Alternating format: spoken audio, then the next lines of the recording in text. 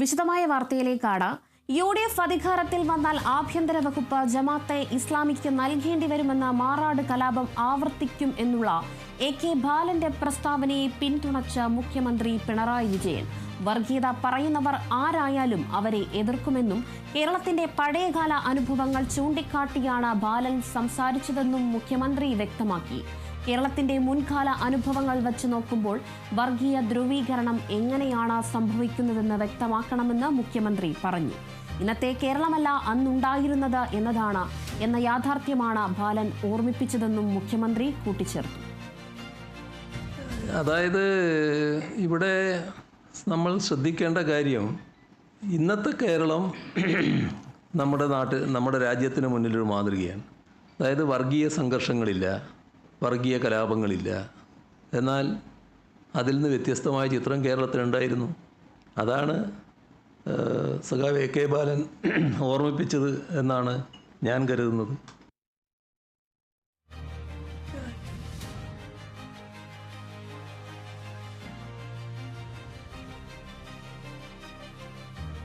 കേരളത്തിന്റെ പൊതുവായ സ്ഥിതിയാണ് നിയമസഭാ തിരഞ്ഞെടുപ്പിലെ LDFന്റെ ആത്മവിശ്വാസമെന്ന് മുഖ്യമന്ത്രി പിണറായി വിജയൻ. കൂടുതൽ സീറ്റുകളോടെ ജനം LDFനെ സ്വീകരിക്കും എന്നതാണ് പ്രതീക്ഷ. തദ്ദേശ തിരഞ്ഞെടുപ്പിലെ തിരിച്ചടി പ്രത്യേക അവസ്ഥയാണ്. നിയമസഭാ തിരഞ്ഞെടുപ്പ് കേരളത്തിന്റെ പൊതു കാര്യമാണ്.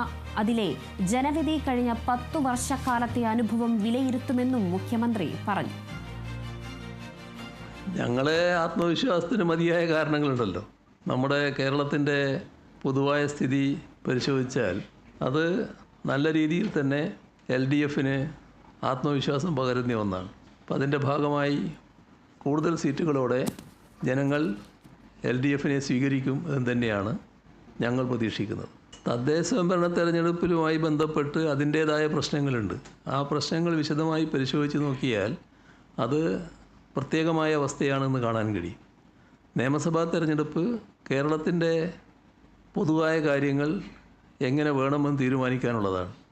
ആ കാര്യത്തിൽ നമ്മുടെ നാടിൻ്റേതായ അനുഭവം വെച്ചുകൊണ്ടാണ് ജനങ്ങൾ വിധി എഴുതുക. അതായത് ഈയൊരു വർഷത്തെയോ കഴിഞ്ഞ 5 വർഷത്തെയോ അനുഭവങ്ങൾ മാത്രമല്ല, കഴിഞ്ഞ 10 വർഷക്കാലത്തെ അനുഭവം.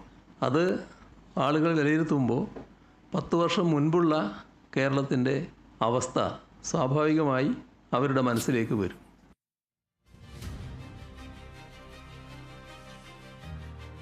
നിയമസഭാ തിരഞ്ഞെടുപ്പിനായുള്ള സ്ഥാനാർത്ഥി നിർണയ ചർച്ചയിലേക്ക് കടക്കാൻ കോൺഗ്രസ്. ചർച്ചയ്ക്കായി AICC screening committee chairman Madhusudan Mistry ഈ മാസം 13-ന് തിരുവനന്തപുരത്ത് എത്തും. 2 ദിവസം കേരളത്തിൽ തങ്ങുന്ന മിസ്ത്രി മുതിർന്ന നേതാക്കളുമായി കൂടിക്കാഴ്ച നടത്തും. ഈ മാസം അവസാനത്തോടെ ആദ്യഘട്ട സ്ഥാനാർത്ഥി പട്ടിക പുറത്തിറക്കാനാണ് കോൺഗ്രസ് ആലോചിക്കുന്നത്. ഇതിന്റെ ഭാഗമായാണ് മിസ്ത്രിയുടെ സന്ദർശനം. തിരഞ്ഞെടുപ്പ് നിരീക്ഷകരായ AICC നിയോഗിച്ച Sachin Pilot, KJ George, Imran Pratapgarhi, Kanhaiya Kumar എന്നിവരും 2 ആഴ്ചയ്ക്കുള്ളിൽ കേരളത്തിൽ എത്തും.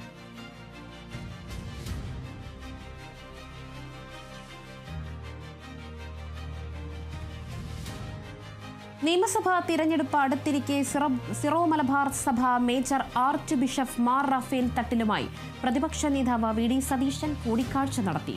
ബുധനാഴ്ച രാത്രിയിലായിരുന്നു കൂടിക്കാഴ്ച. ഔദ്യോഗിക വാഹനം ഒഴിവാക്കി സ്വകാര്യ വാഹനത്തിൽ രഹസ്യമായാണ് എറണാകുളം കാക്കനാടുള്ള സിറോ മലബാർ സഭ ആസ്ഥാനത്ത് VD സതീശൻ എത്തിയത്. 1.5 മണിക്കൂറോളം മേജർ ആർച്ച് ബിഷപ്പുമായി VD സതീശൻ ചർച്ച നടത്തി. അത്താഴ വിരുന്നിലും പങ്കെടുത്ത ശേഷമാണ് മടങ്ങിയത്. അതേസമയം നേതൃത്വം അറിഞ്ഞല്ല കൂടിക്കാഴ്ച എന്നതാണ് സഭയുടെ വിശദീകരണം.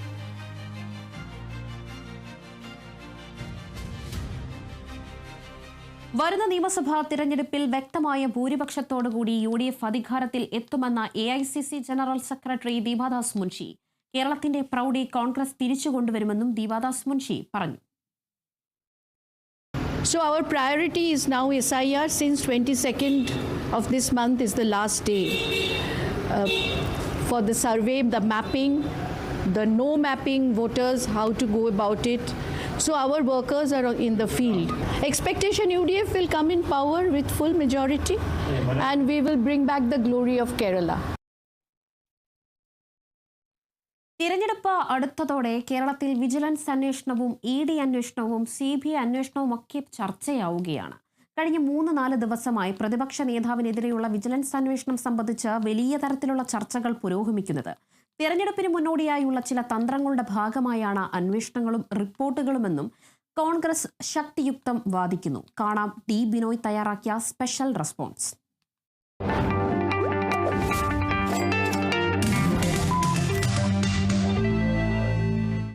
കേരളത്തിൽ നിയമസഭാ തെരഞ്ഞെടുപ്പ് അടുത്തതോടെ CBIയും EDയും സംസ്ഥാന വിജിലൻസുമൊക്കെ രംഗത്തെത്തി കഴിഞ്ഞിരിക്കുന്നു. അന്വേഷണ രൂപേണയും അന്വേഷണ റിപ്പോർട്ടിൻ്റെ തരത്തിലുമൊക്കെയാണ് വിജിലൻസിൻ്റെയും EDയുടെയും ഒക്കെ വരവ്. കഴിഞ്ഞ 3-4 ദിവസമായി കേരളത്തിലെ വലിയ ചർച്ചയാണ് പ്രതിപക്ഷ നേതാവ് VD സതീശന് എതിരെയുള്ള ഒരു വിജിലൻസ് റിപ്പോർട്ടും അനുകൂലമായ വിജിലൻസ് റിപ്പോർട്ടും. ഒരു ദിവസം തന്നെ എതിരെയുള്ള റിപ്പോർട്ടും പുറത്തു വന്നു, അനുകൂലിച്ചുകൊണ്ടുള്ള റിപ്പോർട്ടും വിജിലൻസിൻ്റെതായ പേരിൽ പുറത്തു വന്നു. മാധ്യമങ്ങളിലൂടെ ഈ റിപ്പോർട്ട് പുറത്തു വന്നതോടുകൂടി തന്നെ പ്രതിപക്ഷ നേതാവ് കൃത്യമായ ഭാഷയിൽ അതിന് മറുപടി നൽകുകയും ചെയ്തു. ആ മറുപടിയിൽ പറയുന്നത്, ഈ റിപ്പോർട്ട് കണ്ട് താൻ ഒന്നും ഭയപ്പെടുന്നില്ല, അങ്ങ് ചെന്ന് പറഞ്ഞേക്ക് ഞാൻ ഈ റിപ്പോർട്ട് കണ്ട് ഭയപ്പെട്ടു പോയി എന്ന്, അല്ലെങ്കിൽ പേടിച്ചു പോയി എന്ന്. ഇതിൻ്റെ ചുവട് പിടിച്ചുകൊണ്ട് തലസ്ഥാന നഗരിയിൽ വലിയ തരത്തിലുള്ള കട്ടൗട്ടുകളും ഒക്കെ ഉയർന്നു നിൽക്കുകയാണ്. എന്തായാലും എന്തിനാണ് ഈ തെരഞ്ഞെടുപ്പ് അടുക്കുമ്പോഴേക്കൊക്കെ ഇത്തരത്തിലുള്ള വിവാദങ്ങൾ ഉയർത്തിക്കൊണ്ടുവരുന്നത്? അതൊരു ചോദ്യമായി ഇപ്പോഴും നിലകൊള്ളുന്നു. എന്നാൽ പ്രതിപക്ഷ നേതാവിന് എതിരെയുള്ള വിജിലൻസ് റിപ്പോർട്ട് അത് കൃത്യമായും വിദേശ പണം കൈപ്പറ്റിക്കൊണ്ട് പുനർജനി പദ്ധതി പ്രകാരം പറവൂരിൽ അദ്ദേഹത്തിൻ്റെ നിയമസഭാ മണ്ഡലത്തിൽ തന്നെ ദുരിതാശ്വാസ പ്രവർത്തനങ്ങളോടനുബന്ധിച്ചുള്ള വീടുകൾ നിർമ്മിച്ചു എന്നുള്ളതാണ് വലിയ തരത്തിലുള്ള ആരോപണം. ആ ആരോപണത്തെ എതിർത്തുകൊണ്ട് പ്രതിപക്ഷ നേതാവ് നിരവധി തവണ നിയമസഭയിലും പത്രസമ്മേളനങ്ങളിലുമൊക്കെ അദ്ദേഹം പറഞ്ഞിട്ടുമുണ്ട്. പിന്നീട് എന്താണ് ഈ വിജിലൻസ് റിപ്പോർട്ടിൻ്റെ പ്രാധാന്യം എന്നുള്ളതാണ് എല്ലാവരും ചോദിക്കുന്ന ഒരേ ഒരു ചോദ്യം. ഇതിൽ പ്രധാനമായും വിജിലൻസിൻ്റെ ഒരു കണ്ടെത്തൽ സ്വകാര്യ സന്ദർശനത്തിനും ഒപ്പം മറ്റ് ചില പുരാവസ്തു ശേഖരങ്ങൾ കാണുന്നതിനു വേണ്ടിയുമാണ് വിദേശ രാജ്യത്തേക്ക് പോയത്, അല്ലെങ്കിൽ UK പ്രതിപക്ഷ നേതാവ് പോയതെന്നാണ് പറയപ്പെടുന്നത്. അതിനാണ് നിയമസഭയിൽ നിന്നും അനുമതി ലഭിച്ചതെന്ന്. പക്ഷേ അവിടെ എത്തിയ പ്രതിപക്ഷ നേതാവ് ഇതിന് രണ്ടിനും പകരം അദ്ദേഹം തൻ്റെ പറവൂർ മണ്ഡലത്തിൽ പ്രളയബാധിതരായ ആളുകളെ സഹായിക്കുന്നതിന് വേണ്ടി പുനർജനി പദ്ധതി പ്രകാരം പണം സ്വരൂപിക്കുന്നതിന് വേണ്ടി ഒരു ചാരിറ്റബിൾ സംഘടനയായിട്ട് ചേർന്ന് പണം പിരിച്ചു എന്നുള്ളതാണ് ഇപ്പോൾ വലിയ ആരോപണമായി ഉയർന്നു നിൽക്കുന്നത്. എന്നാൽ ഈ ആരോപണത്തിൻ്റെ പേരിൽ ഭരണപക്ഷത്തുള്ളത് അല്ലെങ്കിൽ സർക്കാരിൻ്റെ ഭാഗത്തു നിന്നുള്ള നേതാക്കന്മാരാരും തന്നെ വലിയ തരത്തിൽ ഒന്നും തന്നെ പറയുന്നില്ല എങ്കിൽ പോലും ചർച്ചകൾ കൊണ്ടുപിടിച്ച് മുന്നോട്ട് പോവുകയാണ്. എന്തിനാണ് ഇത്തരത്തിൽ ഈ ചർച്ചകളുടെ പ്രാധാന്യമെന്ന് പ്രതിപക്ഷ നേതാവ് തന്നെ ചോദിക്കുന്നു. ആരോ അന്വേഷിക്കട്ടെ, ആരോ കേസെടുക്കട്ടെ, അല്ലെങ്കിൽ എന്തു വന്നാലും തനിക്ക് പേടിയില്ല എന്ന്. സാധാരണഗതിയിൽ ഇങ്ങനെ ഓരോ തിരഞ്ഞെടുപ്പ് എത്തുമ്പോഴും ഇത്തരത്തിലുള്ള ആരോപണ പ്രത്യാരോപണങ്ങളും അന്വേഷണ റിപ്പോർട്ടുകളും ഇതുമായി ബന്ധപ്പെട്ട രേഖകളുമൊക്കെ പുറത്തു വരുന്ന പതിവുണ്ട്. ഇത് കേരളത്തെ സംബന്ധിച്ചിടത്തോളം അല്ലെങ്കിൽ ഇന്ത്യയെ സംബന്ധിച്ചിടത്തോളം ഒരു പുതിയ സംഭവമല്ല. പക്ഷേ എങ്കിലും എല്ലാവർക്കും അറിയുവാനൊരു താല്പര്യമുണ്ട്. എന്താണ് ഈ സംഭവത്തിന് പിന്നിൽ? അദ്ദേഹത്തിൻ്റെ അല്ലെങ്കിൽ പ്രതിപക്ഷ നേതാവിൻ്റെ സ്വന്തം മണ്ഡലത്തിൽ ഇത്തരത്തിൽ പുനരധിവാസ പ്രവർത്തനങ്ങൾ നടത്തിയിട്ടുണ്ടോ? 2018 പ്രളയവുമായി ബന്ധപ്പെട്ട് ഭവനരഹിതരായവർക്ക് അല്ലെങ്കിൽ തൊഴിൽ വസ്തുക്കൾ നഷ്ടപ്പെട്ടവർക്ക്, തൊഴിൽ നഷ്ടപ്പെട്ടവർക്കൊക്കെ എന്തെങ്കിലും തരത്തിലുള്ള സഹായങ്ങൾ നൽകിയിട്ടുണ്ടോ എന്ന് അറിയേണ്ടത് നാട്ടുകാരുടെ ആവശ്യമാണ്, അദ്ദേഹത്തിന് വോട്ട് ചെയ്യുന്നവരുടെ ആവശ്യമാണ്, അദ്ദേഹത്തെ സ്നേഹിക്കുന്നവരുടെ ആവശ്യമാണ്, കോൺഗ്രസ്സുകാരുടെ ആവശ്യമാണ്. പക്ഷേ ഇതൊക്കെ എന്തുകൊണ്ട് കൃത്യമായി പുറത്തു പറയുന്നില്ല എന്നൊരു ചോദ്യം ഉയർന്നു നിൽക്കുന്നുണ്ടെങ്കിലും പ്രതിപക്ഷ നേതാവ് പറയുന്നുണ്ട്, എല്ലാ അന്വേഷണങ്ങൾക്കും അല്ലെങ്കിൽ എല്ലാ അന്വേഷണ ഏജൻസികൾക്ക് മുന്നിലും തനിക്ക് പറയാനുള്ള കാര്യങ്ങൾ കൃത്യമായി പറയുകയും അതിൻ്റെ രേഖകൾ നൽകുകയും ചെയ്തു എന്ന് പറയുന്നുണ്ട്. പിന്നെ എന്തിനാണ് ഇത്തരത്തിൽ ഓരോ ദിവസവും ഓരോ റിപ്പോർട്ടുകൾ പുറത്തേക്ക് വരുന്നത്? ഇപ്പോൾ അവസാനം ഒരു റിപ്പോർട്ട് പുറത്തു വന്നിരിക്കുന്നതാണ്. നേരത്തെ സൂചിപ്പിച്ചത് ഒരു സ്വകാര്യ സന്ദർശനത്തിനും ഒപ്പം തന്നെ പുരാവസ്തുക്കളെക്കുറിച്ച് അല്ലെങ്കിൽ പുരാവസ്തുക്കളെ കാണുന്നതിനും അവയെക്കുറിച്ച് കൂടുതൽ മനസ്സിലാക്കുന്നതിനും വേണ്ടി നടത്തിയ വിദേശയാത്രയ്ക്കിടയിൽ പണസ്വരൂപണം നടത്തി അല്ലെങ്കിൽ പണം സ്വരൂപിക്കുന്നതിന് വേണ്ടി ഒരു ചാരിറ്റബിൾ സംഘടനയുമായി അല്ലെങ്കിൽ ഒരു ട്രസ്റ്റുമായി ചേർന്നുകൊണ്ട് പ്രവർത്തിച്ചു എന്നുള്ളതാണ്. എന്നാൽ ഇതിൻ്റെ അന്വേഷണം വിജിലൻസ് റിപ്പോർട്ട് നൽകിക്കഴിഞ്ഞാൽ, അവരുടെ റിപ്പോർട്ട് പൂർത്തിയായി കഴിഞ്ഞാൽ അവരുടെ അന്വേഷണം അവിടെ അവസാനിക്കുന്നു എന്നുള്ളതാണ്. ഇപ്പോൾ ഈ ഫയലുകളെല്ലാം മുഖ്യമന്ത്രിയുടെ മേശപ്പുറത്തുണ്ട്. ഇത് സംബന്ധിച്ച് അന്വേഷണം ഇനി നടത്തേണ്ടത് ഒരു സംസ്ഥാന ഏജൻസിയല്ല, ദേശീയ തലത്തിലുള്ള ഒരു ഏജൻസിയാണ്. അങ്ങനെയാണെങ്കിൽ CBI ഈ അന്വേഷണത്തിന് വരുമോ ഇല്ലയോ എന്നുള്ളൊരു വലിയ ചോദ്യം ഇവിടെ നിൽക്കുന്നുണ്ട്. അതിനിടയിലാണ് തെരുവുകളിലൊക്കെ ഇത്തരത്തിൽ ഈ വലിയ തരത്തിലുള്ള കട്ടൗട്ടുകൾ പ്രത്യക്ഷപ്പെട്ടിരിക്കുന്നത്. ഞാനങ്ങ് പേടിച്ചുപോയി എന്ന് ചെന്ന് പറഞ്ഞേക്ക് എന്ന് പറഞ്ഞ രീതിയിൽ. അപ്പോൾ ഇതിൻ്റെ അർത്ഥം പ്രതിപക്ഷ നേതാവ് ആരെയും ഭയക്കുന്നില്ല. പിന്നെ ഈ ആരോപണം ഉന്നയിക്കുന്നത് ആരെ പേടിപ്പിക്കാനാണ്? ഈ ചോദ്യം ഇപ്പോഴും സമൂഹത്തിൽ ഉയർന്നു നിൽക്കുന്നു. ഒരു കാര്യം മനസ്സിലാക്കുക, സ്വാഭാവികമായി ഒരാൾക്ക് പേടിയില്ല എന്ന് പറയുമ്പോൾ ഓരോ ദിവസവും ഓരോ അന്വേഷണ റിപ്പോർട്ടിൻ്റെ പകുതിയും അരയും മുക്കാലും ഒക്കെ പുറത്തുവിടുന്നതിനേക്കാൾ നല്ലത് ഏതെങ്കിലും ഒരു നടപടി ബന്ധപ്പെട്ടവർക്ക് പ്രഖ്യാപിച്ചുകൂടെയോ? ഇത് വെറുതെ ഓലപ്പാമ്പ് കാണിച്ച് ഭീഷണിപ്പെടുത്തുന്നത് പോലെ ആവുകയല്ലയോ കാര്യങ്ങൾ? ഇവിടെ വേണ്ടത് ഒരാൾക്കെതിരെ ആരോപണമുണ്ടെന്നുണ്ടെങ്കിൽ ശക്തമായ ഒരു അന്വേഷണത്തിലേക്ക് പോകുവാൻ, അല്ലെങ്കിൽ അന്വേഷണത്തിന് നിർദ്ദേശം നൽകുവാൻ സർക്കാർ തന്നെ തയ്യാറാകണം. ഇത് ഓരോ റിപ്പോർട്ട് പുറത്തു വരുമ്പോഴേക്കും ആ റിപ്പോർട്ടിൻ്റെ പകുതി കേൾക്കുന്നു, അതിന് മറുപടി പ്രതിപക്ഷ നേതാവ് പറയുന്നു. അങ്ങനെ എത്രയോ ദിവസങ്ങളായി ഇതിങ്ങനെ മുന്നോട്ട് പോകുന്നു. ഇത് തെരഞ്ഞെടുപ്പ് വരെ ഈ നാടകം മുന്നോട്ട് പോകുമോ എന്നുള്ളൊരു ചോദ്യമാണ് പൊതുജനം ചോദിക്കുന്നതും. എന്തായാലും സ്വാഭാവികമായും ഇതിന് എതിരെ സർക്കാരിന് പറയാൻ എന്തെങ്കിലുമൊക്കെ കാണും. വരും ദിവസങ്ങളിൽ അതും നമുക്ക് പ്രതീക്ഷിക്കാം.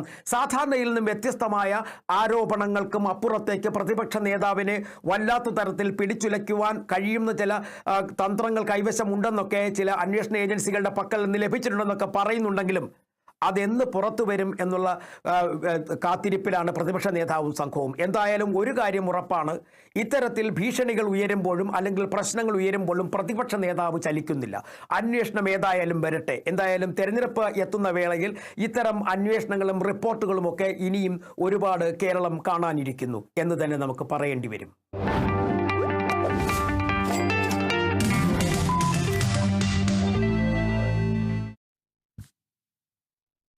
പ്രധാനപ്പെട്ട വാർത്തയിലേക്കാണ്. ഇടുക്കി മൂന്നാർ ടൗണിന് സമീപത്ത് കാട്ടാനക്കൂട്ടം ഇറങ്ങി. കൊച്ചി ധനുഷ്കോടി ദേശീയപാതയിൽ ദേവികുളം റോഡിൽ ബൊട്ടാണിക്കൽ ഗാർഡന് സമീപമാണ് കാട്ടാനക്കൂട്ടം റോഡ് മുറിച്ച് കടന്ന തേയിലത്തോട്ടത്തിലേക്ക് പോയത്. വനംവകുപ്പ് സ്ഥലത്തെത്തി കാട്ടാനക്കൂട്ടത്തെ കാട്ടിലേക്ക് തുരത്തി. കാട്ടാനക്കൂട്ടത്തെ കണ്ടതും സഞ്ചാരികൾക്കും കൗതുകമായി. വേനൽ കടുത്തതോടെ കാട്ടാനക്കൂട്ടത്തിന്റെ പകൽ സാന്നിധ്യവും വനം വകുപ്പിന് തലവേദനയാകുന്നുണ്ട്. ആദ്യം നമ്മൾ ആ ദൃശ്യങ്ങളിലേക്ക് കടക്കാം.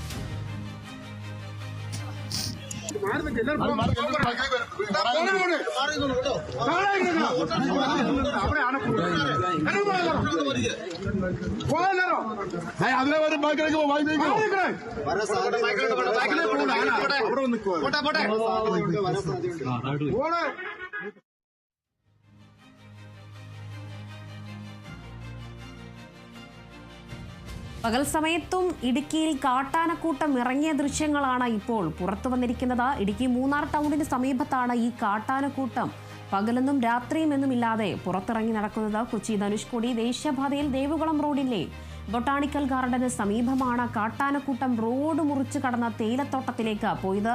ബൊട്ടാണിക്കൽ ഗാർഡനാണ് ഒരുപാട് വിനോദസഞ്ചാരികൾ എത്തുന്ന ഒരു സമയം കൂടിയാണ്. വനംവകുപ്പ് സ്ഥലത്തെത്തി കാട്ടാനക്കൂട്ടത്തെ കാട്ടിലേക്ക് തുരത്തിയിട്ടുണ്ട്. കാട്ടാനക്കൂട്ടത്തെ കണ്ടതും സഞ്ചാരികൾക്കും കൗതുകമായി.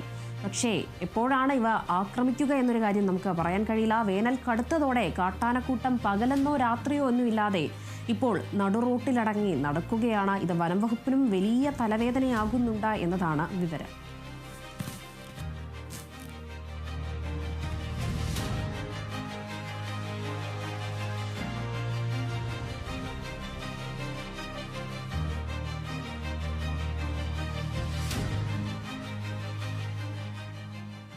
നിയമസഭാ തെരഞ്ഞെടുപ്പിൽ 110 സീറ്റുകളെന്ന മിഷൻ മിഷൻ LDF യാഥാർത്ഥ്യമാക്കുമെന്ന് മന്ത്രി PM മുഹമ്മദ് റിയാസ്. കോഴിക്കോട് 13-ൽ 13 LDF സ്വന്തമാക്കും. സൽഭരണത്തിന് നല്ലത് LDF ആണെന്ന് UDF-കാർ പോലും വിശ്വസിക്കുന്നുണ്ടെന്നും മന്ത്രി പറഞ്ഞു. കഴിഞ്ഞ തവണ LDF വിജയിച്ച സീറ്റുകളിൽ വിജയിച്ച് വരാൻ വേണ്ടി പറ്റുന്നതോടൊപ്പം തന്നെ കഴിഞ്ഞ തവണ ചെറിയ വോട്ടിന് പരാജയപ്പെട്ട സീറ്റുകളും ഈ 2025 തദ്ദേശ സ്വയംഭരണ സ്ഥാപന തെരഞ്ഞെടുപ്പിൽ നിയമസഭാ മണ്ഡല അടിസ്ഥാനത്തിൽ കണക്ക് പരിശോധിച്ചാൽ UDF-ന് വലിയ ലീഡില്ലാത്ത മണ്ഡലങ്ങൾ ഉൾപ്പെടെ പിടിച്ചെടുക്കാൻ പറ്റുന്ന മണ്ഡലങ്ങൾ ഉൾപ്പെടെ ഒരു പരിശോധന നടത്തിയപ്പോൾ ഒരു 110 സീറ്റ് LDF-ന് വിജയിച്ച് വരാൻ വേണ്ടി സാധിക്കുമെന്നാണ് പൊതുവെ ഇന്നലത്തെ സ്പെഷ്യൽ ക്യാബിനറ്റ് വിലയിരുത്തിയത്. 110 സീറ്റ് വിജയിക്കാൻ വേണ്ടി പറ്റും എന്നാണ് ഞങ്ങൾ പൊതുവെ കരുതുന്നത്. അതിൽ കോഴിക്കോട് ജില്ലയിൽ 13 സീറ്റും LDFന് വിജയിക്കാൻ വേണ്ടി പറ്റും. ഭരണവിരുദ്ധ വികാരമില്ല എന്നുള്ളതൊരു യാഥാർത്ഥ്യമാണ്. അഹങ്കാരി എന്ന് ആർക്ക് എതിരാളിക്കും വിളിക്കാം, പക്ഷെ അഹങ്കാരിയാണോ അല്ലയോ എന്ന് ഓരോ ഇടതുപക്ഷ പ്രവർത്തകനെയും ഓരോ മന്ത്രിയെയും വിലയിരുത്തേണ്ടത് ജനമാണ്, ജനത്തിൻ്റെ അനുഭവത്തിൽ നിന്നാണ്. നിയമസഭാ തെരഞ്ഞെടുപ്പിൽ സ്ഥാനാർത്ഥികളെയെല്ലാം പാർട്ടി തീരുമാനിക്കുമെന്ന് മന്ത്രി MP രാജേഷ്. ഞങ്ങളാരും സ്വയം സ്ഥാനാർത്ഥിത്വം പ്രഖ്യാപിക്കാറില്ലെന്നും മന്ത്രി പറഞ്ഞു. അതിപ്പോൾ നിങ്ങൾക്ക് എല്ലാവർക്കും അറിയാം, കോൺഗ്രസിനെ പോലെ ഞങ്ങൾ ഓരോരുത്തരും സ്വയം പ്രഖ്യാപിച്ചല്ലല്ലോ സ്ഥാനാർത്ഥികളാവുന്നത്. ഞങ്ങളുടെ പാർട്ടിയിൽ ഓരോരോ ചുമതല ഏൽപ്പിക്കലാണ്. സ്ഥാനാർത്ഥിയാവുക എന്ന് പറഞ്ഞാൽ പാർലമെന്ററി രംഗത്ത് പ്രവർത്തിക്കാൻ നിയോഗിക്കുക എന്നാണ്. ഞങ്ങളുടെ പാർട്ടിയിൽ ഓരോരുത്തരും അവരവരുടെ കാര്യം സ്വയം തീരുമാനിക്കുകയും സ്വയം പ്രഖ്യാപിക്കുകയല്ല ചെയ്യുക. ഇടുക്കി ഉടുമ്പൻചോല മണ്ഡലത്തിൽ CPIM നേതാവ് MM മണി തന്നെ മത്സരിച്ചേക്കും. ടേം വ്യവസ്ഥയിൽ മണിക്ക് ഇളവ് നൽകണമെന്ന സംസ്ഥാന നേതൃത്വത്തോട് ആവശ്യപ്പെടാനാണ് CPIM ജില്ലാ നേതൃത്വത്തിന്റെ തീരുമാനം. തദ്ദേശ തെരഞ്ഞെടുപ്പിൽ LDFന് കനത്ത തിരിച്ചടിയാണ് മണ്ഡലത്തിൽ ഉണ്ടായത്. ഈ സാഹചര്യത്തിൽ MM മണിയല്ലാതെ മറ്റൊരാൾ മത്സരിച്ചാൽ ജയസാധ്യത ഇല്ല എന്നതാണ് CPIM നേതൃത്വത്തിന്റെ വിലയിരുത്തൽ. സംസ്ഥാന നേതൃത്വം ആവശ്യപ്പെട്ടാൽ മാത്രം മറ്റു പേരുകൾ പരിഗണിക്കും. നേരത്തെ MM മണി മത്സരിച്ചേക്കില്ല എന്ന വാർത്തകൾ പുറത്തു വന്നിരുന്നു. ഇടുക്കി ജില്ലയിലെ CPMന്റെ ഉറച്ച കോട്ടയാണ് ഉടുമ്പൻചോല മണ്ഡലം.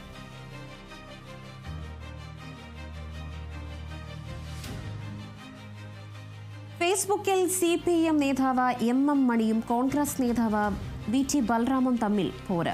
കഴിഞ്ഞ 4 നിയമസഭാ തിരഞ്ഞെടുപ്പുകളിൽ LDFന് ലഭിച്ച സീറ്റുകളുടെ എണ്ണം കാണിച്ചാണ് MM മണി ഫേസ്ബുക്കിൽ പോസ്റ്റ് ഇട്ടത്. 98, 68, 91, 99.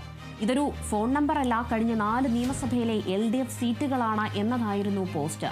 ഇതിനു മറുപടിയായി VT ബൽറാം ഒരു 35 എന്ന നമ്പർ കൂടി ചേർത്ത് പോസ്റ്റ് ഇടുകയായിരുന്നു. തൽക്കാലം ഇതൊരു ഫോൺ നമ്പറാണ്, കുറിച്ചു കഴിഞ്ഞാൽ മാറ്റത്തിന്റെ മാന്ത്രിക സംഖ്യയും എന്നതാണ് VT ബൽറാമിന്റെ പോസ്റ്റ്. ഇതിന് മറുപോസ്റ്റിൽ MM മണി മറുപടി നൽകി 24, 38, 22, 21. ഇത് ഒരു ഫാൻസി നമ്പറാണ്. കഴിഞ്ഞ 4 തിരഞ്ഞെടുപ്പുകളിൽ 140ൽ കോൺഗ്രസ് നില എന്ന പോസ്റ്റാണ് മണി പങ്കുവച്ചത്.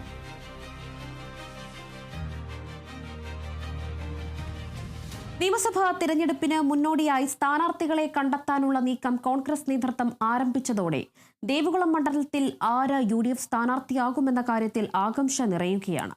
1.5 പതിറ്റാണ്ടുകളിലധികമായി LDFന്റെ കൈവശമുള്ള മണ്ഡലം തിരികെ പിടിക്കാനാണ് UDFന്റെ ശ്രമം. അതേസമയം സ്ഥാനാർത്ഥിത്വത്തിനായി നേതൃത്വങ്ങൾ ചരടുവലികൾ ആരംഭിച്ചു. നിലവിൽ ദേവികുളത്തെ MLA ആയ A രാജയായിരിക്കും LDF സ്ഥാനാർത്ഥിയായി മത്സരിക്കാൻ സാധ്യത. പട്ടികജാതി സംവരണ മണ്ഡലമാണ് ദേവികുളം. നിലവിൽ LDFന്റെ കൈവശമാണ് മണ്ഡലമുള്ളത്. LDFനെയും UDFനെയും മാറി മാറി പിന്തുണച്ച ചരിത്രം ദേവികുളം മണ്ഡലത്തിനുണ്ട്. എന്നാൽ കഴിഞ്ഞ 1.5 പതിറ്റാണ്ടോളമായി തുടർച്ചയായി മണ്ഡലം LDF ആണ് നിലനിർത്തുന്നത്. നിയമസഭാ തിരഞ്ഞെടുപ്പിന് മുന്നോടിയായി സ്ഥാനാർത്ഥികളെ കണ്ടെത്താനുള്ള നീക്കം കോൺഗ്രസ് നേതൃത്വം ആരംഭിച്ചതോടെ ദേവികുളം മണ്ഡലത്തിലും ആര് UDF സ്ഥാനാർത്ഥിയാകുമെന്ന കാര്യത്തിൽ ആകാംക്ഷ നിറയുകയാണ്. മികച്ച സ്ഥാനാർത്ഥിയെ കണ്ടെത്തി സജീവമായി കളത്തിലിറങ്ങിയാൽ മണ്ഡലം തിരികെ പിടിക്കാമെന്നാണ് UDFന്റെ പ്രതീക്ഷ. അതേസമയം സ്ഥാനാർത്ഥിത്വത്തിനായി നേതാക്കൾ ചരടുവലികളും ആരംഭിച്ചു കഴിഞ്ഞു. മുൻ MLA AK മണി സ്ഥാനാർത്ഥിത്വത്തിനായി ശ്രമിക്കുന്നുവെന്നാണ് സൂചന. കോൺഗ്രസ് നേതൃത്വം ഇത്തവണ മണ്ഡലത്തിൽ യുവാക്കൾക്ക് പ്രാതിനിധ്യം നൽകാൻ തീരുമാനിച്ചാൽ ബ്ലോക്ക് പഞ്ചായത്ത് അംഗമായ R രാജാറാം, മുൻ ബ്ലോക്ക് പഞ്ചായത്ത് അംഗവും Vattavada സ്വദേശിയുമായ K Krishnamurthy, M Muthuraj, F രാജ എന്നിവരിൽ ഒരാൾക്ക് നറുക്കുവീഴാനാണ് സാധ്യത. മണ്ഡലത്തിലേക്ക് സർപ്രൈസ് സ്ഥാനാർത്ഥി എത്തുമോ എന്ന കാര്യത്തിലും ആകാംക്ഷയുണ്ട്. ഇക്കഴിഞ്ഞ ത്രിതല പഞ്ചായത്ത് തെരഞ്ഞെടുപ്പിൽ മണ്ഡലത്തിൽ UDFന് മികച്ച വോട്ട് നില ലഭിച്ചതിനാൽ നിയമസഭാ തിരഞ്ഞെടുപ്പും തങ്ങൾക്ക് അനുകൂലമാകുമെന്നാണ് UDFന്റെ പ്രതീക്ഷ. അതേസമയം ദേവികുളത്തെ MLA ആയ A രാജ തന്നെയായിരിക്കും LDF സ്ഥാനാർത്ഥിയായി മത്സരിക്കാൻ സാധ്യത. Bineesh Antony, Kerala vision news, Idukki. ഇനി ശബരിമല വിശേഷങ്ങളിലേക്ക്.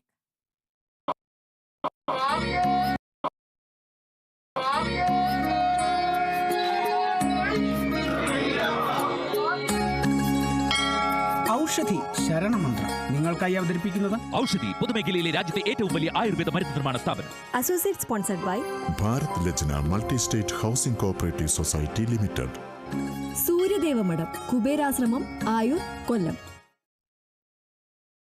സന്നിധാനത്ത് അയ്യപ്പന് നൃത്ത അർച്ചനയുമായി ശിവതീർത്ഥ നാടകഗൃഹത്തിലെ വിദ്യാർത്ഥികൾ.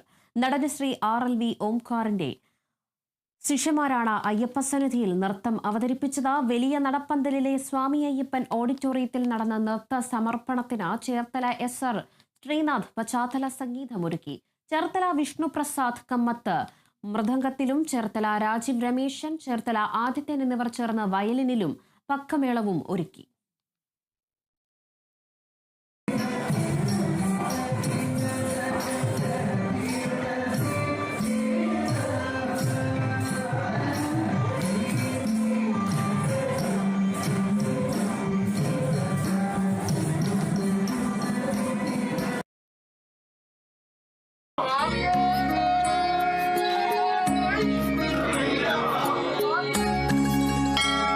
ഔഷധി ശരണമന്ത്രം നിങ്ങൾക്കായി അവതരിപ്പിക്കുന്നത് ഔഷധി പൊതുമേഖലയിലെ രാജ്യത്തെ ഏറ്റവും വലിയ ആയുർവേദ മരുന്ന് നിർമ്മാണ സ്ഥാപനം. Associate sponsored by Bharat Lajna multi state housing cooperative society limited.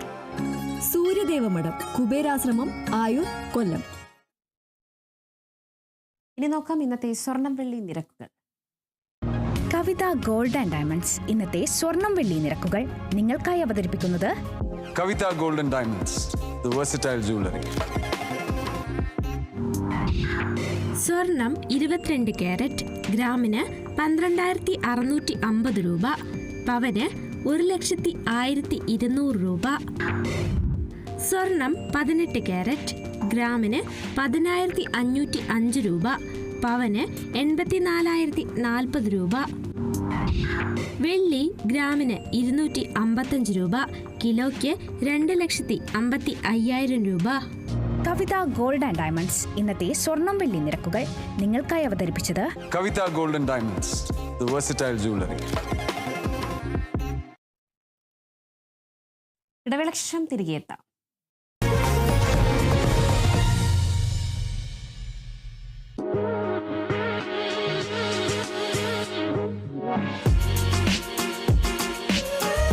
TPR Golden Diamonds, MG Road, Thrissur, near bus stand, Triprayar.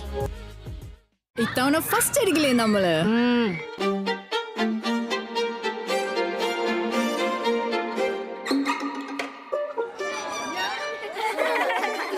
കുട്ടികൾക്കൊക്കെ പെയിന്റ് ശല്യം ഉണ്ടാകും. അതുകൊണ്ട് ലൈസ് കിറ്റ് ഉപയോഗിച്ച് ക്ലാസ്സിൽ വരാൻ പ്രത്യേകം ശ്രദ്ധിക്കണം. ലൈസ് കിറ്റ് ലൈസ് റിമൂവർ പെയിന്റ് ശല്യത്തിൽ നിന്നും ഉടനടി ആശ്വാസം. കേരള സംസ്ഥാന ഭാഗ്യക്കുറിയുടെ ക്രിസ്മസ് ന്യൂ ഇയർ ബമ്പർ ടിക്കറ്റുകൾ ഇപ്പോൾ വിപണിയിൽ. ഒന്നാം സമ്മാനം 20 കോടി രൂപ, രണ്ടാം സമ്മാനം 1 കോടി വീതം 20 പേർക്ക്, മൂന്നാം സമ്മാനം 10 ലക്ഷം വീതം 20 പേർക്ക്, നാലാം സമ്മാനം 3 ലക്ഷം വീതം 20 പേർക്ക്, അഞ്ചാം സമ്മാനം 2 ലക്ഷം വീതം 20 പേർക്ക്, കൂടാതെ നിരവധി സമ്മാനങ്ങളും. ടിക്കറ്റ് വില 400 രൂപ. നറുക്കെടുപ്പ് 2026 ജനുവരി 24 ശനിയാഴ്ച ഉച്ചയ്ക്ക് 2 മണിക്ക്. കേരള സംസ്ഥാന ഭാഗ്യക്കുറി, വിശ്വസ്തം, സുതാര്യം, ജനകീയം.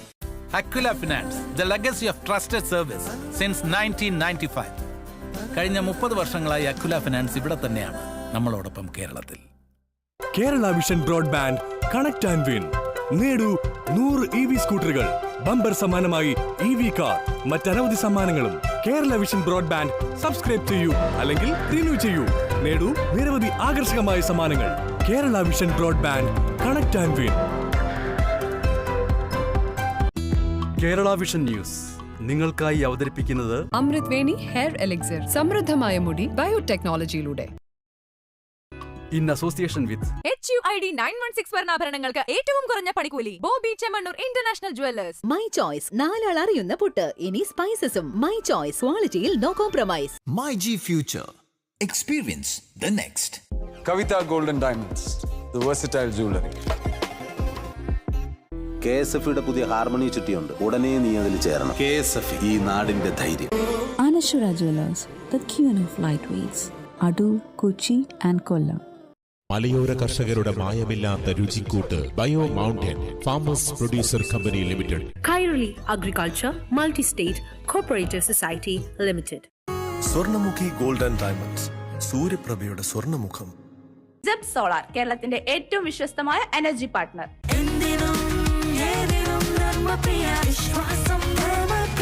Hurix Google TV by CJ Smart.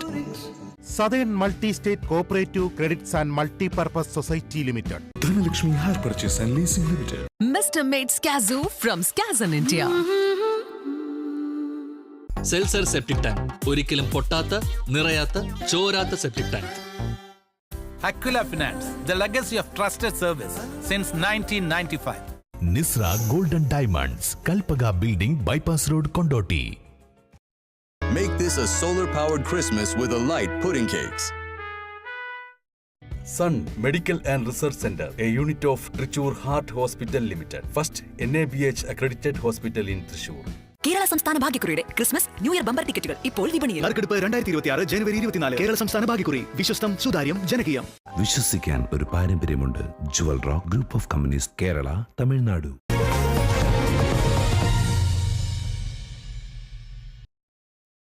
ഒരു പ്രധാനപ്പെട്ട വാർത്തയിലേക്ക് കടക്കുകയാണ്. വിജയുടെ ചിത്രം ജനനായകന് പിന്നാലെ ശിവകാർത്തികേയന്റെ പുതിയ ചിത്രം പരാശക്തിയുടെ റിലീസും പ്രതിസന്ധിയിലായിരിക്കുന്നു.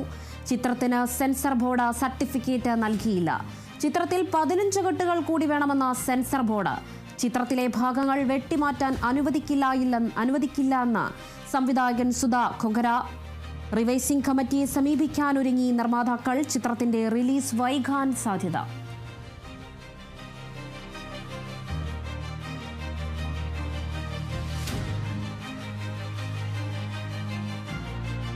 ജനനായകൻ എന്ന് പറയുന്ന വിജയുടെ അവസാന ചിത്രം, കരിയറിലെ അവസാന ചിത്രം ജനനായകൻ നാളെയാണ് പുറത്തിറങ്ങാനിരുന്നത്. അതിനും സെൻസർ ബോർഡ് വെട്ടുവരുത്തിയിരുന്നു. അതിന് തൊട്ടു പിന്നാലെയാണ് പരാശക്തി. ശിവകാർത്തികേയൻ അഭിനയിക്കുന്ന പരാശക്തി ജനുവരി 10 റിലീസ് തീയതി പറഞ്ഞിരുന്നത്. ഇപ്പോൾ അതിനും സെൻസർ ബോർഡിന്റെ ഒരു വെട്ട് ഉണ്ടായിരിക്കുന്നു. 15 കെട്ടുകൾ കൂടി വേണം എന്നതാണ് സെൻസർ ബോർഡിന്റെ ആവശ്യം. അതുകൊണ്ട് സെൻസർ സർട്ടിഫിക്കറ്റ് നൽകിയിട്ടില്ല. പൊങ്കൽ റിലീസായിട്ടായിരുന്നു ശിവകാർത്തികേയന്റെയും നടൻ വിജയിയുടെയും ചിത്രങ്ങൾ പരാശക്തിയും ജനനായകനും പുറത്തിറങ്ങാനിരുന്നത്. ഇപ്പോൾ വിജയുടെ ചിത്രം ജനനായകന് പിന്നാലെ ശിവകാർത്തികേയന്റെ ചിത്രം പരാശക്തിക്കും സെൻസർ ബോർഡിന്റെ വിലക്ക് അല്ലെങ്കിൽ വെട്ട് ഏർപ്പെടുത്തിയിരിക്കുന്നു. റിലീസ് തീയതി പ്രതിസന്ധിയിലായിരിക്കുന്നു. ചിത്രത്തിന് സെൻസർ ബോർഡ് സർട്ടിഫിക്കറ്റ് നൽകില്ല എന്നതാണ് അറിയാൻ കഴിഞ്ഞത്. ചിത്രത്തിന് ഇനിയും 15 വെട്ടുകൾ കൂടി വേണമെന്ന് സെൻസർ ബോർഡ് ആവശ്യപ്പെടുന്നു. ചിത്രത്തിലെ ഭാഗങ്ങൾ വെട്ടിമാറ്റാൻ അനുവദിക്കില്ല എന്ന് തന്നെയാണ് ചിത്രത്തിന്റെ നിർമ്മാതാക്കൾ പറയുന്നത്. സംവിധായകൻ സുധാ കൊങ്കര റിവൈസിംഗ് കമ്മിറ്റിയെ സമീപിക്കാൻ ഒരുങ്ങിയിട്ടുണ്ട്. നിർമ്മാതാക്കളും റിവൈസിംഗ് കമ്മിറ്റിയെ സമീപിക്കാൻ ഒരുങ്ങി. ചിത്രത്തിന്റെ റിലീസ് വൈകാനാണ് സാധ്യത.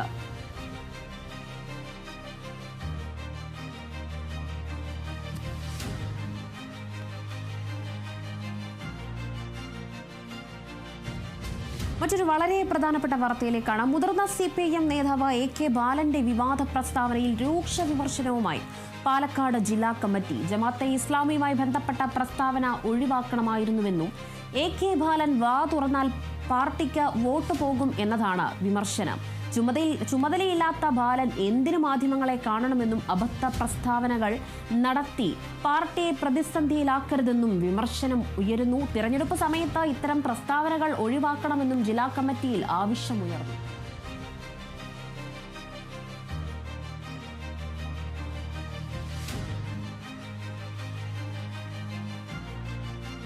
AK ബാലന്റെ പ്രസ്താവനയിൽ എന്തായാലും വൈകുന്നേരം മുഖ്യമന്ത്രിയും വാർത്താസമ്മേളനത്തിൽ AK ബാലനെ പിന്തുണച്ചായിരുന്നു മുഖ്യമന്ത്രിയും വാർത്താസമ്മേളനം നടത്തിയത്. അതിന് തൊട്ടു പിന്നാലെയാണ് മുതിർന്ന CPM നേതാവ് AK ബാലന്റെ വിവാദ പ്രസ്താവനയിൽ രൂക്ഷ വിമർശനമാണ് പാലക്കാട് ജില്ലാ കമ്മിറ്റിയിൽ നിന്നും ഉയരുന്നത്. ജമാഅത്തെ ഇസ്ലാമിയെ ബന്ധപ്പെട്ട പ്രസ്താവന ഒഴിവാക്കണം എന്നതായിരുന്നു ഒഴിവാക്കണമായിരുന്നുവെന്നും AK ബാലൻ വാ തുറന്നാൽ പാർട്ടിക്ക് വോട്ട് പോകും എന്നതായിരുന്നു ജില്ലാ കമ്മിറ്റിയുടെ വിമർശനം. എന്തായാലും ചുമതലയില്ലാത്ത ബാലൻ എന്തിനു മാധ്യമങ്ങളെ കാണണമെന്നും അബദ്ധപരമായ പ്രസ്താവനകൾ നടത്തി പാർട്ടിയെ കൂടുതൽ പ്രതിസന്ധിയിലാക്കരുതെന്നും വിമർശനം ഉയരുന്നുണ്ട്. തിരഞ്ഞെടുപ്പ് സമയത്ത് ഇത്തരം പ്രസ്താവനകൾ ഒഴിവാക്കണമെന്നും ജില്ലാ കമ്മിറ്റിയിൽ ആവശ്യം ഉയരുന്നു.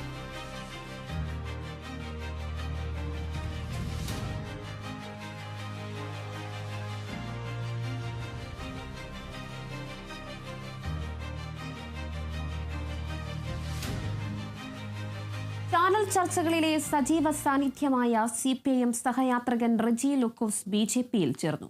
BJP സംസ്ഥാന അധ്യക്ഷൻ രാജീവ് ചന്ദ്രശേഖർ റെജി ലൂക്കോസിനെ ഷാൾ അണിയിച്ച പാർട്ടിയിലേക്ക് സ്വീകരിച്ചു. പഴകിയ ദ്രവിച്ച ആശയങ്ങളുമായി മുന്നോട്ടു പോകുന്നത് നാടിന്റെ വികസനത്തിന് നല്ലതല്ലെന്ന അംഗത്വം സ്വീകരിച്ച ശേഷം റെജി ലൂക്കോസ് പറഞ്ഞു. കഴിഞ്ഞ കുറച്ചു നാളുകളായി CPIMൽ വർഗീയ ധ്രുവീകരണം നടക്കുകയാണെന്നും റെജി ലൂക്കോസ് ആരോപിച്ചു. ഞാൻ ഏതാണ്ട് ഒരു 35 വർഷമായിട്ട് ഇടതുപക്ഷത്തോടൊപ്പം സഞ്ചരിക്കുകയും കഴിഞ്ഞ 13 വർഷമായിട്ട് കേരളത്തിലെ ടെലിവിഷൻ ചാനലുകളിൽ വലിയ ഗ്യാപ്പില്ലാതെ കൊണ്ട് തന്നെ ഞാൻ സംവാദങ്ങളിൽ പങ്കെടുക്കുന്നുണ്ട്. ആശയപരമായ രീതിയിൽ കുറെ നാളുകളായിട്ട് എന്റെ മനസ്സിൽ തോന്നി തുടങ്ങിയത് കേരളത്തിൽ രാഷ്ട്രീയ യുദ്ധത്തിനല്ല ഇനി അവസരം. ഇവിടുത്തെ പുതിയ തലമുറ നാട് വിടുന്നു, അവരെ ഇവിടെ പിടിച്ചു നിർത്തണം. പഴയ ദ്രവിച്ച ആശയങ്ങളുമായിട്ട് ഇനി മുന്നോട്ട് പോയാൽ നമ്മുടെ നാട് വലിയ രീതിയിലുള്ള ഒരു വൃദ്ധസദനായിട്ട് മാറും. ഞാൻ എന്റെ പാർട്ടിയായിട്ടുള്ള ബന്ധങ്ങളെല്ലാം വിട്ടു. ഇന്നീ നിമിഷം മുതൽ എന്റെ വാക്കുകളും പ്രവൃത്തികളും എല്ലാം BJP എന്ന് പറഞ്ഞ രാഷ്ട്രീയ പ്രസ്ഥാനത്തിന് വേണ്ടിയിട്ട് അത് BJPക്ക് വേണ്ടി ഒരു ശബ്ദമായിട്ട് അവസരം കിട്ടി ഇനി മാറും. കേരളം ഇനി ആവശ്യം നമുക്ക് അധപ്പതിക്കുന്ന രാഷ്ട്രീയ ചിന്താഗതികളല്ല, വികസനത്തിന്റെ ഡെവലപ്മെന്റ്സിന്റേതായിരിക്കണമെന്ന് ആഗ്രഹിക്കുന്നു. ഇപ്പോൾ എന്നെ ഒരു ചാനൽ വിളിച്ചു ഇന്ന് സംവാദത്തിന്. അപ്പൊ ഞാൻ പറഞ്ഞു സോറി, ഇതുമുതൽ എന്റെ ശബ്ദം വേറെ ആയിരിക്കും, വേറെ ഒന്നും ഞാൻ പറഞ്ഞിട്ടില്ല. ഒരു ഒഴുക്ക് BJPയിലേക്ക് കേരളത്തിൽ ഉണ്ടാകുന്ന യാതൊരു സംശയവുമില്ല. നിയമസഭാ തിരഞ്ഞെടുപ്പിൽ നടൻ ഉണ്ണി മുകുന്ദനെ സ്ഥാനാർത്ഥിയാക്കാനുള്ള നീക്കവുമായി BJP. ഉണ്ണി മുകുന്ദനെ മത്സരിപ്പിച്ചാൽ വിജയസാധ്യത ഉണ്ടായെന്നതാണ് BJPക്ക് വേണ്ടി സർവേ നടത്തിയ സ്വകാര്യ ഏജൻസിയുടെ കണ്ടെത്തൽ. എന്നാൽ ഇക്കാര്യത്തിൽ BJP ഉണ്ണി മുകുന്ദനോട് ചർച്ച നടത്തിയിട്ടില്ല. ഉണ്ണി മുകുന്ദനൊപ്പം സംവിധായകൻ മേജർ രവി, BJP മുൻ സംസ്ഥാന അധ്യക്ഷൻ K. സുരേന്ദ്രൻ, ജില്ലാ പഞ്ചായത്ത് ജില്ലാ അധ്യക്ഷൻ പ്രശാന്ത് ശിവൻ എന്നിവരുടെ പേരുകളും പരിഗണനയിലുണ്ട്. സുരേന്ദ്രൻ മത്സരിക്കുന്നത് ഗുണം ചെയ്യും എന്നതാണ് വിലയിരുത്തൽ. അതേസമയം ശോഭ സുരേന്ദ്രന് പാലക്കാട് മത്സരിക്കാൻ താൽപ്പര്യമില്ല എന്നതാണ് സൂചന.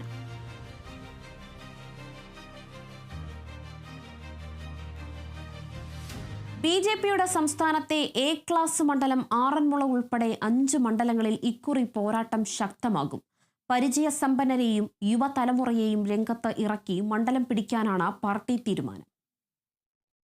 നിയമസഭാ തെരഞ്ഞെടുപ്പിന് മുന്നോടിയായി പത്തനംതിട്ട ജില്ലയിൽ LDFും UDFും കളം ഒരുക്കുമ്പോൾ BJPയും തൊട്ടും പുറകിലുണ്ട്. കഴിഞ്ഞ ദിവസം ഔദ്യോഗികമല്ലെങ്കിലും പാർട്ടി ജില്ലാ സെക്രട്ടറി രാജു എബ്രഹാം അനൌദ്യോഗികമായി സ്ഥാനാർത്ഥികളെ പ്രഖ്യാപനം നടത്തിയതിനോടൊപ്പം തന്നെ ചില സമൂഹ മാധ്യമങ്ങളിൽ UDF സ്ഥാനാർത്ഥികളുടെ പേരും വന്നതിന് പിന്നാലെയാണ് BJPയും കളം പിടിക്കുന്നത്. BJP A ക്ലാസ് മണ്ഡലമെന്ന് ഉദ്ദേശിക്കുന്ന ആറന്മുളയിൽ 3 സ്ഥാനാർത്ഥികളുടെ പേരുകളാണ് ഇപ്പോൾ സജീവമായി കേൾക്കുന്നത്. മുൻ മിസോറാം ഗവർണർ കുമ്മനം രാജശേഖരനോടൊപ്പം തന്നെ പത്തനംതിട്ട ജില്ലയുടെ പ്രഭാരി കൂടിയായ രാധാകൃഷ്ണ മേനോനും അമൃതധാര ഗോശാല ചെയർമാൻ കൂടിയായ അജയ്കുമാർ വല്ലുഴത്തിന്റെ പേരും ആറന്മുളയിൽ സജീവമായിട്ടുണ്ട്. തിരുവല്ലയിൽ മുൻ സ്ഥാനാർത്ഥി കൂടിയായി പ്രഖ്യാപിച്ചിരുന്ന അനൂപ് ആന്റണി ഇക്കുറി തിരുവല്ലയിൽ BJPയുടെ സ്ഥാനാർത്ഥിയായി മത്സരിക്കും. BDJS ഘടകകക്ഷി എന്ന നിലയിൽ പാർട്ടിയിൽ നിലനിൽക്കുകയാണെങ്കിൽ തിരുവല്ലയോ റാന്നിയോ BDJSന് നൽകാനാണ് തീരുമാനം.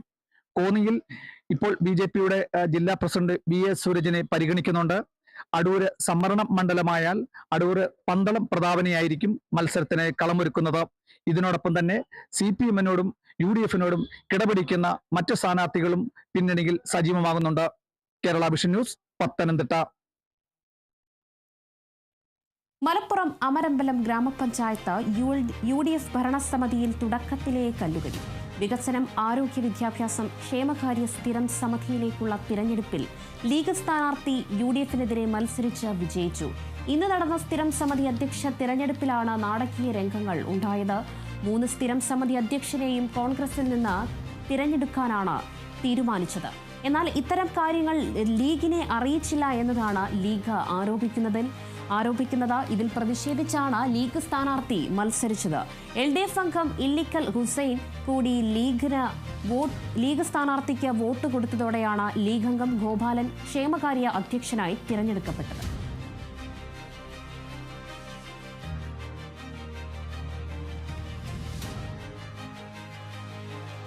തെരുവുനായ പ്രശ്നവുമായി ബന്ധപ്പെട്ട കേസ് പരിഗണിക്കവേ തുടർച്ചയായ 2ാം ദിവസവും മൃഗസ്നേഹികൾക്ക് സുപ്രീം കോടതിയുടെ പരിഹാസം.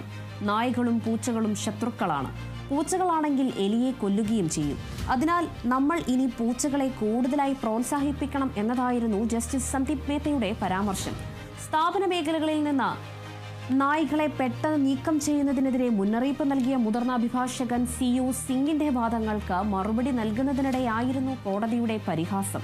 പൊതുയിടങ്ങളിൽ നിന്നും സ്ഥാപനങ്ങളിൽ നിന്നും റോഡുകളിൽ നിന്നും നായകളെ നീക്കം ചെയ്യുന്നതുമായി ബന്ധപ്പെട്ട് ഉടമസ്ഥർക്കും ആളുകൾക്കും അവബോധം നൽകണമെന്ന കൗൺസിൽ നിർദ്ദേശത്തെയും കോടതി ചൂണ്ടിക്കാട്ടി. നായകൾക്ക് കൗൺസിലിംഗ് നൽകാനാവില്ല, എന്നാൽ ഉടമസ്ഥർക്ക് കൗൺസിലിംഗ് നൽകാനാവും എന്നതായിരുന്നു കൗൺസിലിംഗിന്റെ വാദം ജസ്റ്റിസുമാരായ വിക്രംനാഥ്, സന്ദീപ് മേത്ത, NV ആഞ്ജരിയ എന്നിവരടങ്ങിയ ബെഞ്ചാണ് കേസ് പരിഗണിക്കുന്നത്.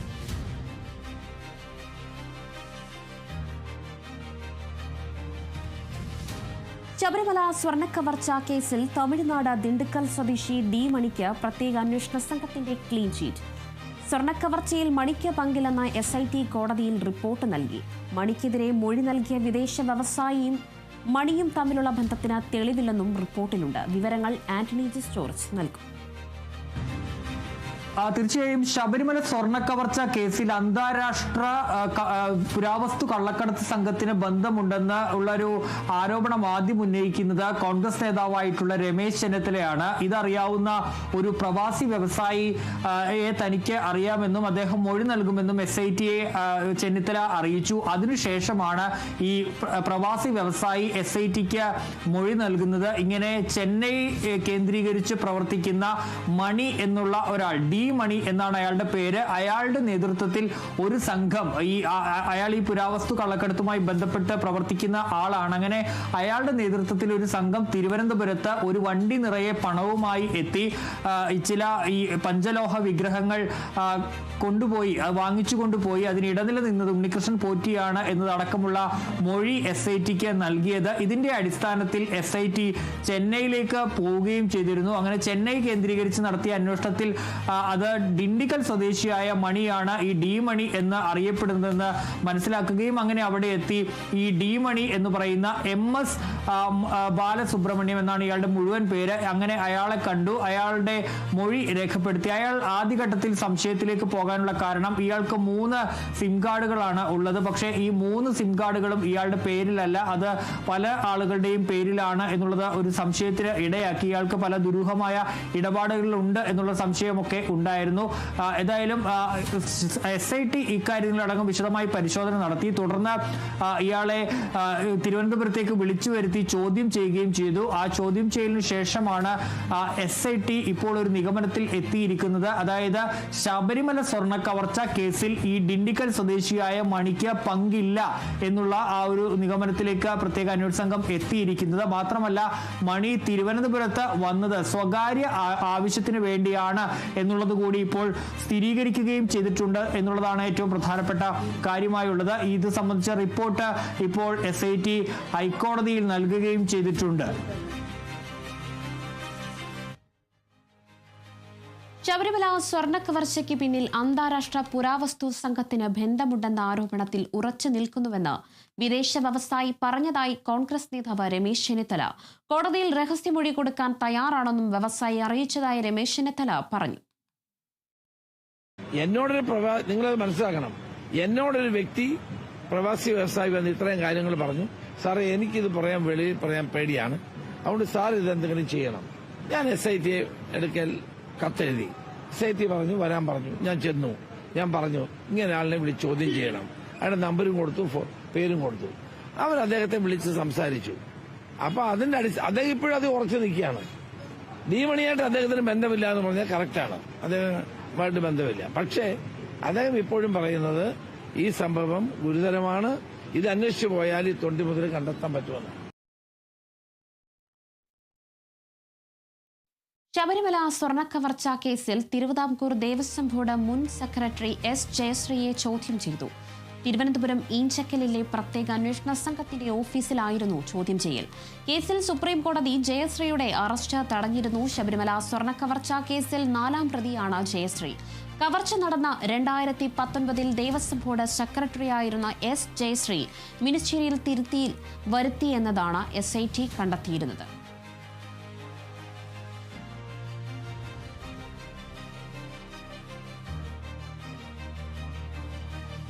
ഇടവേളയ്ക്ക് ശേഷം മടങ്ങിയെത്താം.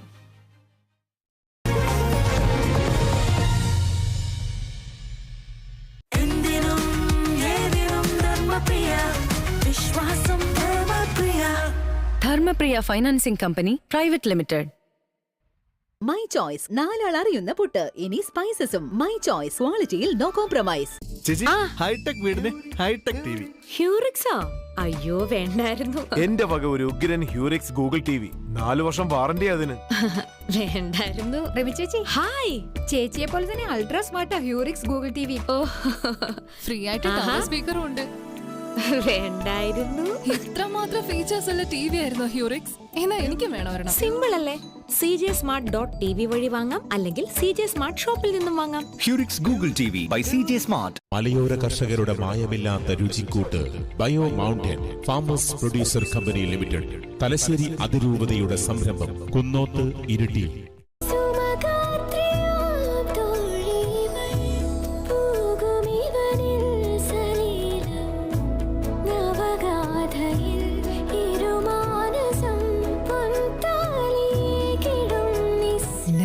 Golden Diamonds, Kalpaka Building, Bypass Road, Kondoti.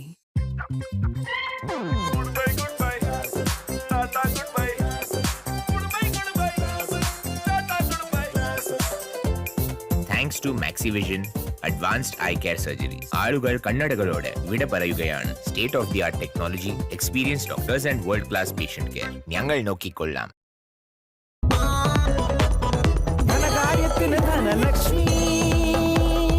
Dhanlaxmi hire purchase and leasing limited. ധനകാര്യത്തിന് ഇനി ധനലക്ഷ്മി. ആലുവ തിരുവൈരാണിക്കുളം മഹാദേവ ക്ഷേത്രത്തിലെ ശ്രീ പാർവതി ദേവിയുടെ നടത്തുറപ്പ് മഹോത്സവം 2026 ജനുവരി 2 വെള്ളി രാത്രി 8 മണി മുതൽ ജനുവരി 13 ചൊവ്വ രാത്രി 8 മണി വരെ. വെർച്വൽ ക്യൂ ബുക്കിംഗ് ഡിസംബർ 16 മുതൽ ആരംഭിക്കുന്നു.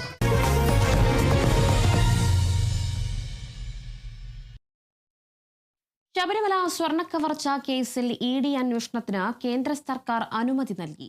EDയുടെ കൊച്ചി ഓഫീസിനാണ് അന്വേഷണ ചുമതല. ആദ്യഘട്ട വിവരശേഖരണം പൂർത്തിയായി. ശബരിമല സ്വർണ്ണപ്പാളി വിവാദത്തിൽ എൻഫോഴ്സ്മെന്റ് ഡയറക്ടറേറ്റ് പ്രാഥമിക അന്വേഷണം ആരംഭിച്ചു. അഴിമതി നിരോധന നിയമമനുസരിച്ച് കള്ളപ്പണം വെളുപ്പിക്കൽ കണ്ടെത്തുകയാണ് ലക്ഷ്യം. ഉണ്ണികൃഷ്ണൻ പോറ്റി, ഗോവർദ്ധൻ തുടങ്ങിയവരെ ആദ്യം ചോദ്യം ചെയ്യാനാണ് EDയുടെ നീക്കം. ബാംഗ്ലൂർ കേന്ദ്രീകരിച്ച് അന്വേഷണം നടത്തും. സ്വർണ്ണപ്പാളി വിവാദത്തിൽ കള്ളപ്പണ ഇടപാട് നടന്നുവെന്ന ആരോപണം ഉയർന്ന ഒക്ടോബർ മാസത്തിൽ തന്നെ ED അന്വേഷണം തുടങ്ങി. ആദ്യഘട്ടത്തിൽ പ്രത്യേക അന്വേഷണ സംഘം ED അന്വേഷണത്തെ എതിർത്തു. എന്നാൽ ഹൈക്കോടതി അനുമതി നൽകിയതോടെ ED അന്വേഷണം തുടങ്ങിയത്. ED കസ്റ്റഡിയിലെടുത്താൽ 6 മാസം വരെ ജാമ്യം ലഭിക്കില്ല. മുൻ മന്ത്രി കടകംപള്ളി സുരേന്ദ്രൻ, A. പത്മകുമാർ, N. വിജയകുമാർ, മുൻ ദേവസ്വം ബോർഡ് ഉദ്യോഗസ്ഥർ എന്നിവരെ ചോദ്യം ചെയ്യാനും സാധ്യതയുണ്ട്. ശബരിമല എത്തി പരിശോധന നടത്തുമെന്നാണ് നിയമവൃത്തങ്ങൾ നൽകുന്ന വിവരം. EDക്ക് പിന്നാലെ CBI എത്താനുള്ള സാധ്യതയും തള്ളിക്കളയാനാകില്ല. Kerala vision news, Thiruvananthapuram. ED deputy director P. രാധാകൃഷ്ണനെ സർവീസിൽ നിന്ന് നീക്കി. നയതന്ത്ര സ്വർണ്ണക്കടത്ത് അന്വേഷിച്ച ഉദ്യോഗസ്ഥനാണ് P. രാധാകൃഷ്ണൻ. ധനകാര്യ മന്ത്രാലയം 3 ദിവസം മുൻപാണ് ഉത്തരവ് ഇറക്കിയത്. കൈക്കൂലി അടക്കം നിരവധി ആരോപണങ്ങളിൽ രാധാകൃഷ്ണനെതിരെ അന്വേഷണം നടന്നിരുന്നു. ഇതിനെ തുടർന്നാണ് നിർബന്ധിത വിരമിക്കലിന് നിർദ്ദേശിച്ചത്. നിലവിൽ ജമ്മു കാശ്മീരിൽ ഡെപ്യൂട്ടി ഡയറക്ടറായി ജോലി ചെയ്യുകയായിരുന്നു P. രാധാകൃഷ്ണൻ.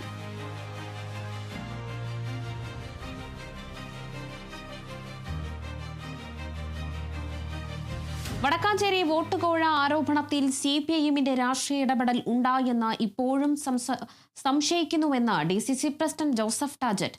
ക്വിക്ക് വെരിഫിക്കേഷന് ശേഷം അന്വേഷണം തുടരാമെന്നതാണ് വിജിലൻസിന്റെ റിപ്പോർട്ട്. ഇത് തങ്ങൾ ഉന്നയിച്ച ആരോപണങ്ങൾ ശരിയെന്ന് തെളിയിക്കുന്നുവെന്നും ജോസഫ് ടാജറ്റ് പറഞ്ഞു. ഇതിൽ ഞങ്ങൾ പൂർണ്ണമായിട്ട് ഇപ്പോഴും സംശയിക്കുന്നു. CPM അതിൽ വളരെ കർശനമായി തന്നെ രാഷ്ട്രീയമായ ഇടപെടലുകൾ ഉണ്ടാകും. കാരണം അതുകൊണ്ടാണ് CPM സംസ്ഥാന സെക്രട്ടറി ആദ്യമേ തന്നെ പ്രതികരിച്ചത്. ഇവിടെ ക്വിക്ക് വെരിഫിക്കേഷന് ശേഷം തുടർ അന്വേഷണത്തിന് അനുമതി തേടുക എന്ന് തന്നെ പറഞ്ഞാൽ പ്രിമാ ഫാസി അതിൽ വളരെ ഗുരുതരമായ കാര്യങ്ങൾ കണ്ടെത്തി എന്നുള്ളതിൻ്റെ തെളിവാണ്.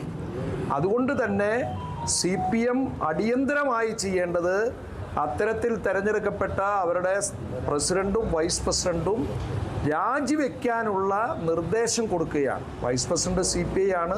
അത് രണ്ടും LDF അതിനു വേണ്ട മുൻകൈയെടുത്ത് രാജിവെപ്പിക്കണമെന്നാണ് ഞങ്ങൾക്ക് ആവശ്യപ്പെടാനുള്ളത്. സ്വാഭാവികമായും CPM-നെ പ്രത്യക്ഷത്തിൽ ബാധിക്കുന്ന ഒരു കാര്യമെന്ന നിലയ്ക്ക് തീർച്ചയായും CPM അതിൽ രാഷ്ട്രീയ ഇടപെടൽ നടത്തും. ആ തുടരന്വേഷണം വേണ്ട എന്നുള്ള ഒരു രീതിയിലേക്ക് പോകുമെന്ന് തന്നെയാണ് ഞങ്ങൾ കരുതുന്നത്. അതുകൊണ്ട് തന്നെയാണ് ഇവരുടെ രാജി അത്യന്താപേക്ഷിതമാണെന്ന് ഞങ്ങൾ ആവശ്യപ്പെട്ടത്. വടക്കാഞ്ചേരി കോഴ വിവാദത്തിൽ FIR ഇട്ട കേസ് അന്വേഷിക്കണമെന്ന കോൺഗ്രസ് നേതാവ് അനിലക്കര.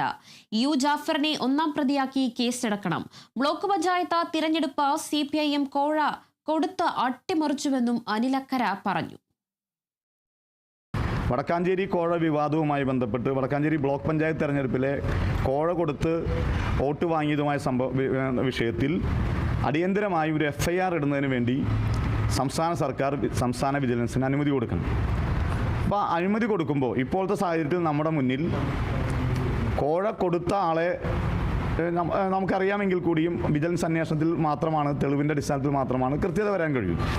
പക്ഷെ കോഴ വാങ്ങിയ അയാൾ തന്നെ കൃത്യമായി പറഞ്ഞു, ഞാൻ തമാശ രൂപയാണ് പറഞ്ഞതെങ്കിൽ കൂടിയും അയാൾ പറഞ്ഞ കാര്യങ്ങൾ മുഴുവൻ യാഥാർത്ഥ്യമായിരിക്കുകയാണ്. അപ്പോൾ അതുകൊണ്ട് തന്നെ ഇനി ഈ കേസ് മുന്നോട്ട് പോകണമെങ്കിൽ പുതിയ വിജിലൻസിൻ്റെ അഴിമതി നിരോധന നിയമം അനുസരിച്ച് സംസ്ഥാന സർക്കാരിൻ്റെ അനുമതി ഉണ്ടായാൽ മാത്രമാണ് വിജിലൻസ് കേസുകൾ രജിസ്റ്റർ ചെയ്യാൻ കഴിയൂ. വയനാട്ടിൽ 300 വീടുകൾ പൂർത്തീകരിച്ച് നൽകിയെന്ന് പ്രതിപക്ഷ നേതാവ് VD സതീശന്റെ പരാമർശത്തെ പരിഹസിച്ച മന്ത്രി MV രാജേഷ്. 30 മിനിറ്റ് കൊണ്ട് 300 വീട് നിർമ്മിച്ചു നൽകിയതുപോലെയായിരുന്നു സതീശന്റെ പ്രസ്താവന. പ്രഖ്യാപിച്ചത് 100 വീടുകൾ 1.5 കൊല്ലം കൊണ്ട് ഉണ്ടാക്കാൻ കഴിയാത്തവരാണ് 100 സീറ്റ് ലഭിക്കുമെന്ന് പറയുന്നതെന്നും മന്ത്രി MV രാജേഷ് പരിഹസിച്ചു. ബഹുമാനപ്പെട്ട പ്രതിപക്ഷ നേതാവ് വയനാട്ടിലെ കോൺഗ്രസിന്റെ വീടിന്റെ കണക്ക് പറഞ്ഞ പോലെയല്ല, കൃത്യം കണക്കാണ്. വയനാട്ടിലെ വീടുകളുടെ കണക്ക് ഇന്നലെ അദ്ദേഹം പറയുന്നത് കേട്ടപ്പോൾ തമിഴ് സിനിമയിൽ ഒരു പ്രസിദ്ധമായ കോമഡി രംഗമാണ് ഓർമ്മ വന്നത്. കൗണ്ടമണി സെന്തിലിനെ 1 രൂപ കൊടുത്ത് പഴം വാങ്ങാൻ 2 പഴം വാങ്ങി വരാൻ പറഞ്ഞയക്കുന്നുണ്ട്. വരുന്ന വഴിക്ക് 1 പഴം തിന്നിട്ട് 1 പഴം കൊണ്ടുകൊടുത്തു. അപ്പോൾ സെന്തിൽ ചോദിക്കുന്നുണ്ട്, 2 പഴം വാങ്ങാനല്ലേ 1 രൂപ തന്നു വിട്ടത്, 1 പഴം എവിടെ? ആ 1 പഴമല്ലേ ഇത് എന്ന് സെന്തിൽ തിരിച്ചു ചോദിക്കുകയാണ്. തിരിച്ചും മറിച്ചുമൊക്കെ ഒരുപാട് പേർ ചോദ്യം ചെയ്തിട്ടും 1 പഴം എവിടെ എന്ന് ചോദിച്ചപ്പോൾ അതല്ലേ ഇത് എന്ന് ചോദിക്കുന്നുണ്ട്.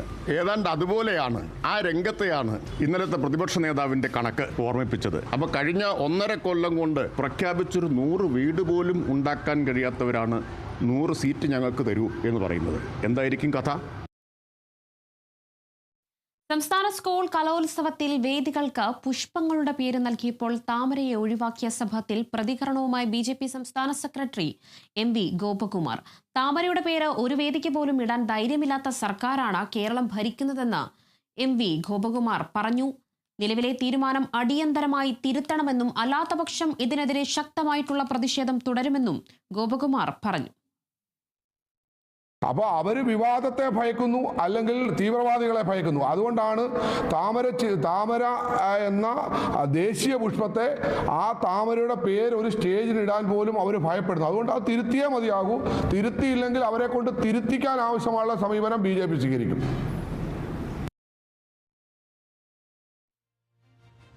ആലപ്പുഴ തോട്ടപ്പള്ളി തീരത്ത് കപ്പൽ മുങ്ങിയ സംഭവത്തിൽ മെഡിറ്ററേനിയൻ കമ്പനിക്ക് ബാങ്ക് ഗ്യാരണ്ടി കെട്ടിവച്ചു. ഹൈക്കോടതി ഉത്തരവ് പ്രകാരം 1227.62 കോടി രൂപയാണ് ബാങ്ക് ഗ്യാരണ്ടിയാണ് കപ്പൽ കമ്പനി ഹൈക്കോടതിയിൽ കെട്ടിവച്ചത്. ബാങ്ക് ഗ്യാരണ്ടിയുടെ അടിസ്ഥാനത്തിൽ വിഴിഞ്ഞത്ത് തടഞ്ഞ കപ്പൽ വിട്ടുകൊടുത്തു. നഷ്ടപരിഹാരം നൽകിയില്ലെന്ന ആദ്യ നിലപാടിൽ നിന്ന് കമ്പനി പിൻവാങ്ങുകയായിരുന്നു. 9,531 കോടിയാണ് കേരളം ആവശ്യപ്പെട്ടത്. നഷ്ടമൊന്നും ഉണ്ടായിട്ടില്ലെന്ന ആദ്യ നിലപാടിൽ നിന്ന് പിൻവാങ്ങിയ കമ്പനി പിന്നീട് 133 കോടി നൽകണമെന്ന് അറിയിച്ചു. ഇതോടെ ഇടക്കാല ഉത്തരവ് പരിഷ്കരിച്ച കോടതി 1227 കോടി കെട്ടിവെക്കാൻ ഉത്തരവിടുകയായിരുന്നു. തുക കെട്ടിവെക്കാതെ കമ്പനിയുടെ MS അക്രിയേറ്റ് എന്ന കപ്പൽ വിട്ടുകൊടുക്കേണ്ടതില്ല എന്നത് ഉത്തരവ് കോടതി പുതുക്കിയില്ല. തുടർന്ന് 133 കോടി കെട്ടണമെന്ന നിലപാടിൽ നിന്ന് കമ്പനി പിന്നാക്കം പോയത്. അപകടം രാജ്യാതിർത്തിക്ക് പുറത്ത് 14.5 നോട്ടിക്കൽ മൈൽ അകലെയാണ് എന്നതായിരുന്നു കമ്പനിയുടെ വാദം. നഷ്ടപരിഹാരം തേടിയുള്ള അഡ്മിറാലിറ്റി സ്യൂട്ട് നിലനിൽക്കില്ലെന്നും സ്യൂട്ട് നൽകാൻ സർക്കാരിന് അധികാരമില്ല എന്നതായിരുന്നു കമ്പനി വാദിച്ചിരുന്നത്.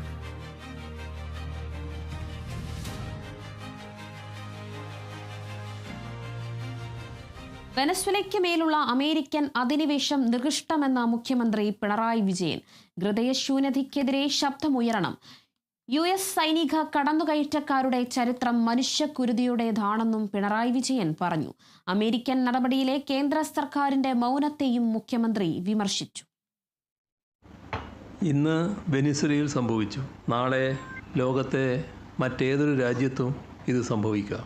ഇത് നമ്മളെ ഓരോരുത്തരെയും ആശങ്കപ്പെടുത്തേണ്ട വിഷയമാണ്. മനുഷ്യ മനസാക്ഷി അമ്പരപ്പിച്ച സാമ്രാജ്യത്വ നീക്കത്തെ ഗൗരവത്തോടെ കാണുന്നതിന് പകരം നിസ്സാരവൽക്കരിക്കാനും അമേരിക്കൻ വിധേയത്വം പ്രകടിപ്പിക്കാനുമുള്ള ത്വരയാണ് കേന്ദ്ര സർക്കാർ പ്രകടിപ്പിക്കുന്നത്. ഇത് സംബന്ധിച്ച വിദേശ മന്ത്രാലയത്തിൻ്റെ പ്രസ്താവനയിൽ അമേരിക്കയുടെ പേര് പോലും പരാമർശിക്കപ്പെട്ടില്ല. ഓരോ ദിവസവും ഇന്ത്യയെയും നമ്മുടെ പരമാധികാരത്തെയും അപമാനിക്കുന്ന പ്രസ്താവനകൾ നടത്തുന്ന അമേരിക്കൻ പ്രസിഡന്റിനെതിരെ ഒന്ന് പ്രതിഷേധിക്കാൻ പോലും കേന്ദ്ര സർക്കാരിന് സാധിക്കുന്നില്ല. രാജ്യത്തെ മുഖ്യ പ്രതിപക്ഷ കക്ഷിയെന്ന് അവകാശപ്പെടുന്ന കോൺഗ്രസും അതേ വഴിയിലാണ്. CPIM പ്രവർത്തകനായിരുന്ന കണ്ണൂർ തലായി ലതീഷിനെ കൊലപ്പെടുത്തിയ കേസിൽ കുറ്റക്കാരായ 7 RSS BJP പ്രവർത്തകർക്ക് ജീവപര്യന്തം തടവും 1,40,000 രൂപ പിഴയും ശിക്ഷ. തലശ്ശേരി അഡീഷണൽ ജില്ലാ സെഷൻസ് കോടതിയുടേതാണ് വിധി. 4 വകുപ്പുകളിലായി 35 വർഷം തടവ് ശിക്ഷയ്ക്കാണ് കോടതി വിധിച്ചത്. ശിക്ഷ ഒരുമിച്ച് അനുവദിച്ചാൽ മതി. 2008 ഡിസംബർ 31 CPIM പ്രവർത്തകനായ ലതീഷിനെ വെട്ടിക്കൊലപ്പെടുത്തിയത്. കേസിൽ 12 പേരാണ് അറസ്റ്റിലായത്. ഇതിൽ 1 മുതൽ 7 വരെയുള്ള പ്രതികൾ കുറ്റക്കാരാണെന്ന് കണ്ടെത്തിയ കോടതി 9 മുതൽ 12 വരെയുള്ള പ്രതികളെ വെറുതെ വിട്ടു. കേസിന്റെ വിചാരണ കാലയളവിൽ 8ാം പ്രതി മരിച്ചിരുന്നു. ബോംബെറിഞ്ഞ് ഭീതി പരത്തിയ ശേഷം ലതീഷിനെ പിന്തുടർന്ന് ക്രൂരമായി ആക്രമിക്കുകയായിരുന്നു. സുഹൃത്തിന്റെ വീട്ടിലേക്ക് ഓടിക്കയറിയ ലതീഷിനെ പ്രതികൾ വെട്ടിക്കൊലപ്പെടുത്തുകയായിരുന്നു. ലതീഷിന്റെ സുഹൃത്തും ആക്രമണത്തിൽ പരിക്കേറ്റു.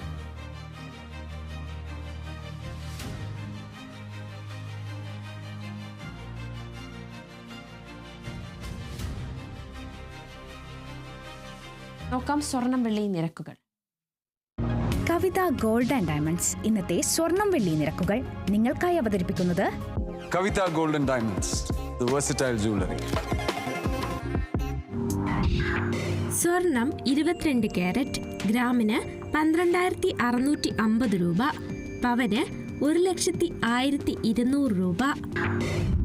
സ്വർണം 18 കാരറ്റ് ഗ്രാമിന് 10,505 രൂപ, പവന് 84,040 രൂപ. വെള്ളി ഗ്രാമിന് 255 രൂപ, കിലോയ്ക്ക് 2,55,000 രൂപ. കവിത ഗോൾഡ് ആൻഡ് ഡയമണ്ട്സ് ഇന്നത്തെ സ്വർണം വെള്ളി നിരക്കുകൾ നിങ്ങൾക്കായി അവതരിപ്പിച്ചത് Kavitha gold and diamonds, the versatile jewellery. ഇടവേള.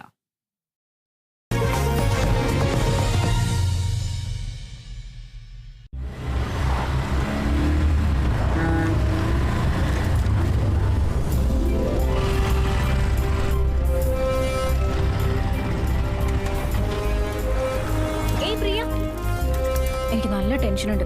അയ്യോ ഒരു മിനിറ്റ്. അച്ഛ PG എൻട്രൻസ് അല്ലേ, മനസ്സറിഞ്ഞ് ഒന്ന് പ്രാർത്ഥിച്ചേക്കണേ. പഠിച്ചത് മാത്രമേ വരുള്ളൂ മോളെ. അഡ്മിഷന്റെ ഫീസിന്റെ കാര്യത്തില് അച്ഛനൊരു വഴി കണ്ടിട്ടുണ്ട്. വരിക.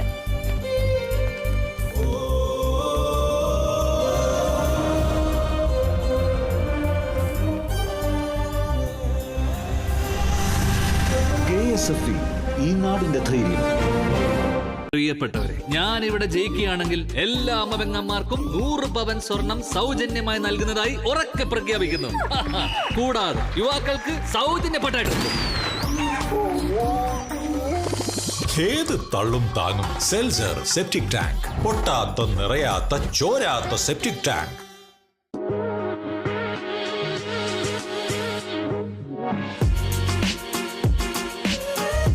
TPR Gold and Diamonds, MG Road, Thrissur, near bus stand, Triprayar.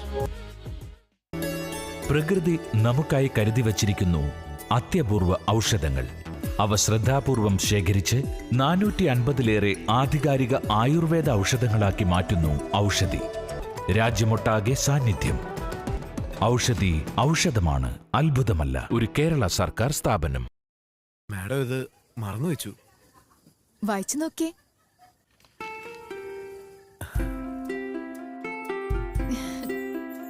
ജീവിതത്തിലെ ചെറുനന്മകൾ ആഘോഷിക്കുവാൻ പ്രത്യേകം തിരഞ്ഞെടുത്ത ചേരുവകളാൽ തയ്യാറാക്കിയത് elite plum cake. Make this a solar-powered Christmas with Elite Plum Cakes.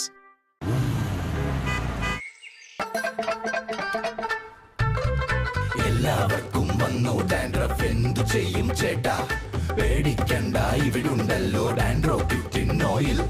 ഉടനടി മാറും താരൻ, ഉപയോഗിക്കൂ വേഗം. അമൃത്വേനി ഡാൻഡ്രോക്വിറ്റ്, the ultimate dandruff solution. അനശ്വര നിമിഷങ്ങൾക്കായി അനശ്വര സൗന്ദര്യം.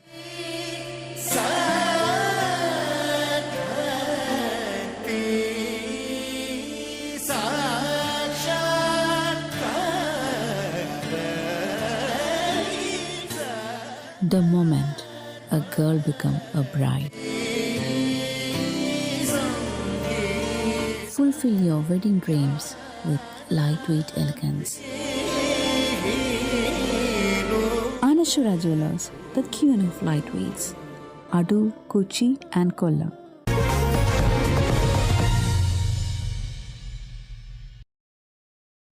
കണ്ണൂർ കൂത്തുപറമ്പിൽ ലോറിക്ക് മുകളിൽ മണ്ണിടിഞ്ഞ ഡ്രൈവർക്ക് ദാരുണാന്ത്യം. നരവൂർപ്പാറ സ്വദേശി സുധിയാണ് മരിച്ചത്. ചിറ്റാരിപ്പറമ്പിൽ ചെങ്കൽ ക്വാറിയിലാണ് അപകടമുണ്ടായത്. കല്ല് എടുക്കാനെത്തിയപ്പോൾ ലോറിക്ക് മുകളിൽ മണ്ണിടിഞ്ഞു വീഴുകയായിരുന്നു. മണ്ണ് ഇടിയുന്നത് കണ്ട് സുധി ലോറി മുന്നോട്ട് എടുക്കുന്നതിനിടെ മണ്ണ് ലോറിക്ക് മുകളിൽ പതിക്കുകയായിരുന്നു. ഉടൻ തന്നെ JCB ഉപയോഗിച്ച് മണ്ണ് നീക്കി സുധിയെ പുറത്തെടുത്ത് ആശുപത്രിയിൽ എത്തിച്ചുവെങ്കിലും ജീവൻ രക്ഷിക്കാൻ കഴിഞ്ഞില്ല. ചെങ്കല്ല് കയറ്റം വന്ന വണ്ടിയിരുന്നു. പക്ഷേ മണ്ണ് മേലെ ചെറുങ്ങനെ വീണ് കണ്ടിട്ട് അപ്പോൾ ഡ്രൈവർ വാങ്ങിയിട്ട് വണ്ടി എടുത്തുകൊണ്ട് മാറ്റുമ്പോഴത്തേക്കാണ് മണ്ണ് താഴോട്ട് ഇടിഞ്ഞ് വീണ്. അപ്പം കുറച്ച് മണ്ണ് കൂടിന്. ഇവിടെ JCB ഉണ്ട്. ഇവിടെ ഒരു 1 മണിക്കൂർ കൊണ്ട് എല്ലാം ക്ലിയർ ആയപ്പോഴത്തേക്ക് പുറത്തെടുക്കുമ്പോഴത്തേക്ക് മരണപ്പെട്ട പോലെ തോന്നി എന്നുള്ള. ശരിക്കും മരണപ്പെട്ട ശരിക്കില്ല. അപ്പോൾ ഹോസ്പിറ്റലിലേക്ക് കൊണ്ടുപോയിരുന്നു. തിരുവനന്തപുരം മെഡിക്കൽ കോളേജ് ആശുപത്രിയിൽ ചികിത്സ കിട്ടാതെ ഹൃദ്രോഗി മരിച്ചെന്ന പരാതിയിൽ ആശുപത്രിക്കെതിരെ അന്വേഷണ റിപ്പോർട്ട്. മരിച്ച ചവറ സ്വദേശി വേണുവിന് പ്രാഥമിക ആരോഗ്യ കേന്ദ്രം മുതൽ മെഡിക്കൽ കോളേജ് വരെ ചികിത്സ നൽകുന്നതിൽ പിഴവുണ്ടായെന്ന് മെഡിക്കൽ വിദ്യാഭ്യാസ ഡയറക്ടർ നിയോഗിച്ച വിദഗ്ധ സമിതിയുടെ അന്വേഷണ റിപ്പോർട്ടിൽ പറയുന്നു. ഇതിന്റെ വാർത്തയുടെ വിവരങ്ങൾ ആന്റണി ജി ജോർജ് നൽകും. തീർച്ചയായും വേണുവിന്റെ മരണത്തിൽ, ചവറ സ്വദേശിയായ വേണുവിന്റെ മരണത്തിൽ ഈ മെഡിക്കൽ കോളേജിലടക്കം വലിയ വീഴ്ച ഉണ്ടായി എന്നുള്ള കുടുംബത്തിന്റെ അടക്കം ആരോപണം ശരിവെക്കുന്ന ഒരു അന്വേഷണ റിപ്പോർട്ടാണ് ഇപ്പോൾ പുറത്തേക്ക് വന്നിരിക്കുന്നത്. അതായത് ആദ്യം വേണുവിനെ പ്രവേശിപ്പിച്ച ചവറയിലെ പ്രാഥമിക ആരോഗ്യ കേന്ദ്രം മുതൽ അവസാനം വേണു മരിച്ച മെഡിക്കൽ കോളേജ് വരെ പിഴവുകൾ തുടർക്കഥയായി ഉണ്ടായിരുന്നു. അതാണ് വേണുവിന്റെ മരണത്തിലേക്ക് നയിച്ചത് എന്നുള്ളതാണ് ഈ റിപ്പോർട്ടിൽ പറയുന്ന ഒരു കാര്യം. ഏതായാലും കഴിഞ്ഞ നവംബറിലാണ് ഹൃദയാഘാതത്തെ തുടർന്ന് വേണുവിനെ ആദ്യം വീടിനടുത്തുള്ള ചവറ CHSയിൽ എത്തിക്കുന്നത്. പക്ഷേ അവിടെ എത്തിച്ചപ്പോൾ എന്താണ് വേണുവിന്റെ രോഗം എന്നുള്ളത് കണ്ടെത്താനായി ഇവർക്ക് കഴിഞ്ഞില്ല. അവരവിടെ നിന്ന് പിന്നീട് കൊല്ലം ജില്ലാ ആശുപത്രിയിലേക്കാണ് വേണുവിനെ പറഞ്ഞു വിട്ടത്. അവിടെ എത്തിയപ്പോഴും വലിയ വീഴ്ചയാണ് കൊല്ലം ജില്ലാ ആശുപത്രിക്ക് ഉണ്ടായത്. അതായത് അടിയന്തര ചികിത്സ നൽകിയിരുന്നെങ്കിൽ വേണു രക്ഷപ്പെടുമായിരുന്നു. പക്ഷേ അത്തരമൊരു ചികിത്സ അവിടെ നൽകിയില്ല. മാത്രമല്ല മെഡിക്കൽ കോളേജിലേക്ക് റഫർ ചെയ്യുന്നതിലും അതുപോലെ തന്നെ അവിടെ നിന്ന് ഈ ജില്ലാ ആശുപത്രിയിൽ നിന്ന് മെഡിക്കൽ കോളേജിലേക്ക് മാറ്റുന്നതിലും വീഴ്ച സംഭവിച്ചു, അല്ലെങ്കിൽ വലിയ കാലതാമസം ഉണ്ടായി എന്നുകൂടി ഈ റിപ്പോർട്ടിൽ പറയുന്നുണ്ട്. അതിനു പുറമെ ആശുപത്രിയിലെ കാത്ത് ലാബ് അത് മുഴുവൻ സമയവും പ്രവർത്തിക്കാത്തതും തിരിച്ചടിയായി. കാർഡിയോളജി വിഭാഗത്തിൽ വേണ്ട ഡോക്ടർമാരോ അല്ലെങ്കിൽ ജീവനക്കാരോ ഇല്ലായിരുന്നുവെന്നും റിപ്പോർട്ടിൽ പറയുന്നുണ്ട്. ഇനി തിരുവനന്തപുരം മെഡിക്കൽ കോളേജിലേക്ക് വേണുവിനെ എത്തിച്ചപ്പോഴും അവിടെയും വലിയ വീഴ്ചകൾ തന്നെയാണ് ഉണ്ടായത്. ഇത്രയും അത്യാസന്ന നിലയിലുള്ള ഒരു രോഗിയെ, ആൻജിയോഗ്രാം അടക്കം ചെയ്യാൻ നിർദ്ദേശിച്ചു വന്ന ഒരു രോഗിയെ വെറും വാർഡിലാണ് കിടത്തിയത്. ICUവിൽ പ്രവേശിപ്പിക്കേണ്ട ആളായിരുന്നു വേണു. പക്ഷേ ICUവിൽ പ്രവേശിപ്പിച്ചില്ല, വാർഡിൽ തന്നെ കിടത്തുന്ന ഒരു സാഹചര്യം ഉണ്ടായി എന്നുകൂടി ഈ റിപ്പോർട്ടിൽ പറയുകയും ചെയ്യുന്നുണ്ട്. ഏതായാലും ഈ പറയുന്ന CHSC മുതൽ മെഡിക്കൽ കോളേജ് വരെ വേണുവിന്റെ കാര്യത്തിൽ വീഴ്ച സംഭവിച്ചു എന്ന് പറയുന്ന റിപ്പോർട്ടിൽ പക്ഷേ ഈ വീഴ്ച വരുത്തിയ ഉദ്യോഗസ്ഥർ ഡോക്ടർമാർക്കെതിരെയോ ജീവനക്കാർക്കെതിരെയോ നടപടിക്ക് ശുപാർശയില്ല എന്ന് ഉള്ളത് എടുത്തു പറയേണ്ട ഒരു കാര്യമാണ്. ആകെ അതിൽ പറയുന്ന ഒരു കാര്യമെന്ന് പറയുന്നത് ഈ രോഗികളോടും കൂട്ടിരിപ്പുകാരോടുമൊക്കെ മാന്യമായി പെരുമാറണം എന്നുള്ള ഒരു നിർദ്ദേശം മാത്രമാണ്. അതിനപ്പുറത്തേക്ക് ഒരു നടപടിക്കും ഈ മെഡിക്കൽ വിദ്യാഭ്യാസ ഡയറക്ടർ നിയോഗിച്ച വിദഗ്ധ സംഘത്തിന്റെ അന്വേഷണ റിപ്പോർട്ടിൽ ശുപാർശ ചെയ്യുന്നില്ല എന്നുള്ളതും പറയേണ്ട ഒരു കാര്യം തന്നെയാണ്. ഗേ ആപ്പിലൂടെ ഉന്നതരെ വലവീശി പിടിച്ച് കെണിയിൽപ്പെടുത്തി പണം തട്ടുന്ന യുവാവ് അറസ്റ്റിൽ. തെലങ്കാന കൊണ്ടപ്പൂർ സ്വദേശി ഇഞ്ചരിപ്പു നാരായണ റാവുവിനെയാണ് കോഴിക്കോട് ടൗൺ പോലീസ് അറസ്റ്റ് ചെയ്തത്. കോഴിക്കോട് ഒരു സ്ഥാപനത്തിലെ മാനേജറുടെ 2 പവൻ സ്വർണവും 2.5 ലക്ഷം രൂപയും സമാനമായ രീതിയിൽ തട്ടിയെടുത്ത കേസിലാണ് അറസ്റ്റ്. സമൂഹത്തിൽ ഉയർന്ന പ്രൊഫൈലുകളിൽ ജീവിക്കുന്ന ആളുകളുമായി പരിചയമുണ്ടാക്കി, സമൂഹ മാധ്യമങ്ങളിലൂടെ പരിചയമുണ്ടാക്കി, പിന്നീട് അവരെ ഗേ ഫ്രണ്ട്ഷിപ്പ് ആപ്പിലേക്ക് കൂട്ടിച്ചേർത്ത് അങ്ങനെ അത്തരം താല്പര്യങ്ങളുള്ള ആളുകൾ, അതായത് മറ്റ് ലൈംഗിക താല്പര്യങ്ങളുള്ള ആളുകളെയൊക്കെ പരസ്പരം പരിചയപ്പെട്ട് പിന്നീട് അവരെ ബന്ധപ്പെടുത്തി ഭീഷണിപ്പെടുത്തിയും അല്ലാതെയുമൊക്കെ പണം തട്ടിയെടുക്കുന്ന ഒരാളെയാണ് കോഴിക്കോട് ടൗൺ പോലീസ് അറസ്റ്റ് ചെയ്തിരിക്കുന്നത്. തെലങ്കാന സ്വദേശിയായിട്ടുള്ള തെലങ്കാന രംഗറെഡ്ഡി ജില്ലയിലെ ശ്രീരംഗപ്പള്ളിയിലെ ഇഞ്ചിരിപ്പു നാരായണ റാവു എന്ന 35-കാരനാണ് അറസ്റ്റിലായത്. ഇയാൾ 45-കാരനായിട്ടുള്ള ഉയർന്ന പ്രൊഫൈലിൽ ജീവിക്കുന്ന ഒരാളെ ഈ ഗേ ആപ്പ് വഴി പരിചയപ്പെടുകയും അങ്ങനെ ഇയാൾക്ക് ഇത്തരം ഒരു മേഖലയിൽ ഒരു ജോലി, കൂടുതൽ വരുമാനം കിട്ടുന്ന തൊഴിലാണ് ഇത് എന്ന് വിശ്വസിപ്പിച്ചുകൊണ്ട്, ഈ ആപ്പ് വഴിയുള്ള ജോലി എന്ന് വിശ്വസിപ്പിച്ചുകൊണ്ട് കോഴിക്കോട് നഗരത്തിലുള്ള കോഴിക്കോട് ലിങ്ക് റോഡിലെ ഒരു സ്വകാര്യ ബിസിനസ് ഹോട്ടലിൽ വിളിച്ചു വരുത്തുകയും അവിടെ വെച്ച് ജ്യൂസ്, മയക്കുമരുന്ന് നൽകി അങ്ങനെ ഇയാളെ ബോധം കെടുത്തുകയുമാണ് ഉണ്ടായത്. അങ്ങനെ മയങ്ങിക്കിടന്ന 45-കാരൻ്റെ കഴുത്തിലുണ്ടായിരുന്ന 2 പവൻ സ്വർണ്ണമാലയും ഒപ്പം തന്നെ അയാളുടെ ഫോൺ കവർന്നു.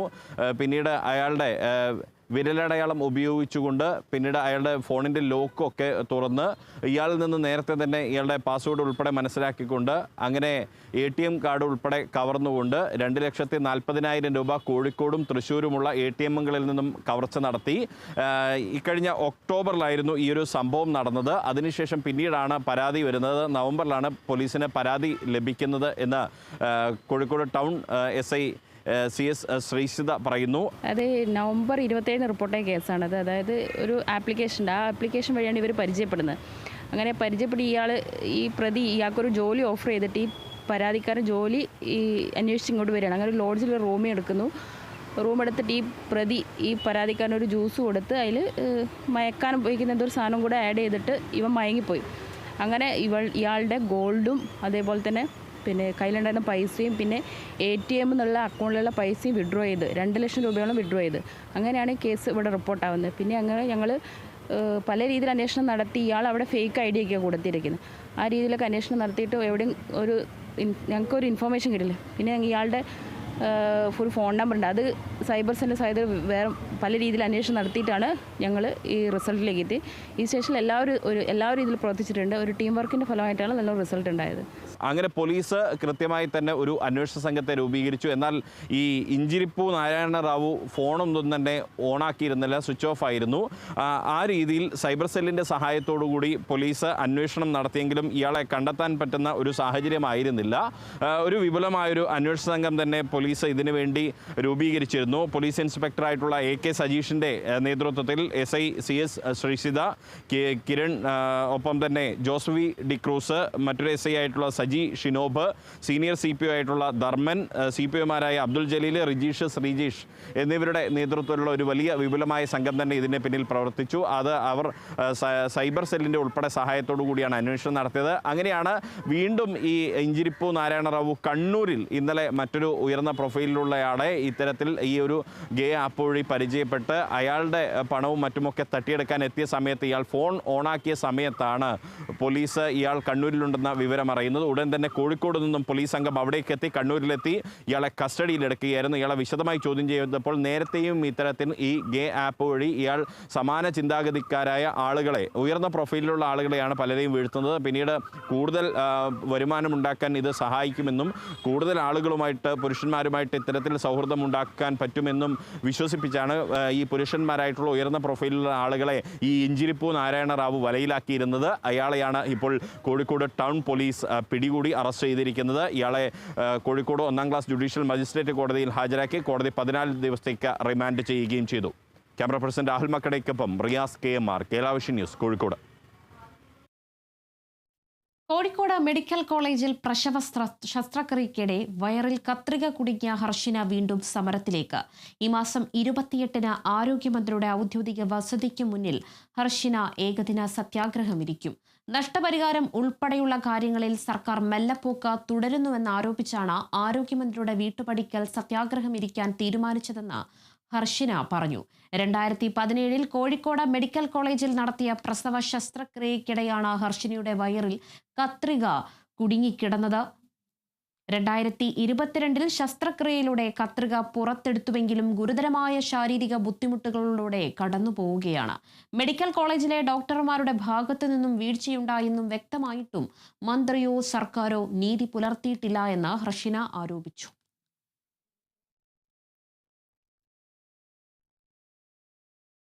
നടിയെ ആക്രമിച്ച കേസിൽ വിചാരണ കോടതിക്കും ജഡ്ജിക്കുമെതിരെ ഗുരുതര പരാമർശങ്ങളുമായി നിയമോപദേശം. വിചാരണ കോടതി വിധിക്കെതിരെ സർക്കാർ അപ്പീൽ നൽകുന്നതിന്റെ ഭാഗമായാണ് നിയമോപദേശം തേടിയത്. Director general of special prosecution നൽകിയ നിയമോപദേശത്തിലാണ് ഗുരുതര പരാമർശങ്ങളുള്ളത്. കേസിൽ വിധി പറഞ്ഞ ജഡ്ജി മെമ്മറി കാർഡ് ചോർന്ന കേസിൽ സംശയ നിഴലിലുള്ള ആളാണെന്നും അതിനാൽ വിധി പറയാൻ അവകാശമില്ല എന്നതുമാണ് നിയമോപദേശം. വിവേചനപരമായ ജഡ്ജി പെരുമാറിയെന്നും 8ാം പ്രതി ദിലീപിനെതിരായ തെളിവുകൾ പക്ഷാഭതപരമായി തള്ളിക്കളഞ്ഞുവെന്നും നിയമോപദേശത്തിൽ പറയുന്നു. തെളിവുകൾ പരിശോധിക്കുമ്പോൾ കോടതി 2 സമീപനമാണ് സ്വീകരിച്ചതെന്നും മറ്റു പ്രതികളുടെ കാര്യത്തിൽ അംഗീകരിച്ച തെളിവുകൾ ദിലീപിനെതിരെ വന്നപ്പോൾ അംഗീകരിച്ചില്ല എന്നതുമാണ് പറയുന്നത്. തെളിവ് നശിപ്പിക്കാൻ കൂട്ടുനിന്നെന്ന ആരോപണ വിധേയരായ ദിലീപിന്റെ അഭിഭാഷകരെ തുടരാൻ അനുവദിച്ചുവെന്നും നിയമോപദേശത്തിൽ വ്യക്തമാക്കുന്നു. സ്പെഷ്യൽ പ്രോസിക്യൂട്ടറുടെ വിശദമായ കുറിപ്പും നിയമോപദേശത്തോടൊപ്പമുണ്ട്. നിയമോപദേശം ലഭിച്ച സാഹചര്യത്തിൽ വിചാരണ കോടതി വിധിക്കെതിരെ സർക്കാർ ഉടൻ അപ്പീൽ നൽകും.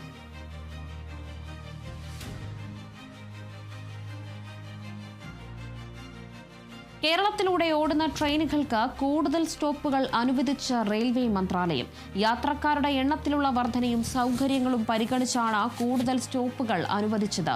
Chennai Egmore express, Chennai Palakkad express, Nilambur Kottayam express, Nilambur Shoranur MEMU, Punalur Madurai express, Madurai Guruvayur express, Guruvayur Thiruvananthapuram intercity, Thiruvananthapuram Veraval express എന്നിങ്ങനെ 16 ട്രെയിനുകൾക്കാണ് അധിക സ്റ്റോപ്പുകൾ അനുവദിച്ചത്. ഇതോടെ സാധാരണയായി എക്സ്പ്രസ് ട്രെയിനുകൾ നിർത്താത്ത പല സ്റ്റേഷനുകളിലും സ്റ്റോപ്പുകൾ അനുവദിച്ചിട്ടുണ്ട്. വിജയ് ചിത്രം ജനനായകന്റെ റിലീസ് നാളെ ഉണ്ടാകില്ല. റിലീസ് മാറ്റിവച്ചതായി ചിത്രത്തിന്റെ നിർമ്മാതാക്കളായ KVN പ്രൊഡക്ഷൻസ് ഔദ്യോഗികമായി അറിയിച്ചു. പുതിയ തീയതി ഉടൻ പ്രഖ്യാപിക്കുമെന്നും നിർമ്മാതാക്കൾ വ്യക്തമാക്കി. ചിത്രത്തിന് സെൻസർ ബോർഡ് സർട്ടിഫിക്കറ്റ് ലഭിക്കാത്തതിനാലാണ് തീരുമാനം. സെൻസർ ബോർഡിന്റെ നടപടിക്കെതിരെ KVN പ്രൊഡക്ഷൻസ് മദ്രാസ് ഹൈക്കോടതിയെ സമീപിച്ചിരുന്നു. വാദം കേട്ട കോടതി വിധി പറയാൻ മാറ്റിവച്ചിരിക്കുകയാണ്. ചിത്രം റിലീസ് ചെയ്യാൻ തീരുമാനിച്ച 9-ന് കേസിൽ വിധി പറയുമെന്നും കോടതി അറിയിച്ചു. ഇതിനു പിന്നാലെയാണ് തങ്ങളാൽ നിയന്ത്രിക്കാൻ കഴിയാത്ത സാഹചര്യമാണെന്നും അതിനാൽ റിലീസ് മാറ്റുന്നതെന്നും KVN പ്രൊഡക്ഷൻസ് പത്രക്കുറിപ്പിലൂടെ വ്യക്തമാക്കിയത്.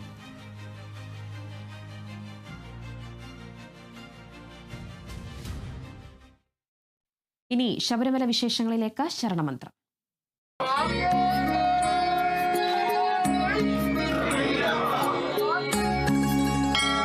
ഔഷധി ശരണമന്ത്രം നിങ്ങൾക്കായി അവതരിപ്പിക്കുന്നത് ഔഷധി പൊതുമേഖലയിലെ രാജ്യത്തെ ഏറ്റവും വലിയ ആയുർവേദ മരുന്ന് നിർമ്മാണ സ്ഥാപനം. Associate sponsored by Bharat Lajna multi state housing cooperative society limited, Suryadevamadam, Kuberashramam, Ayoor, കൊല്ലം.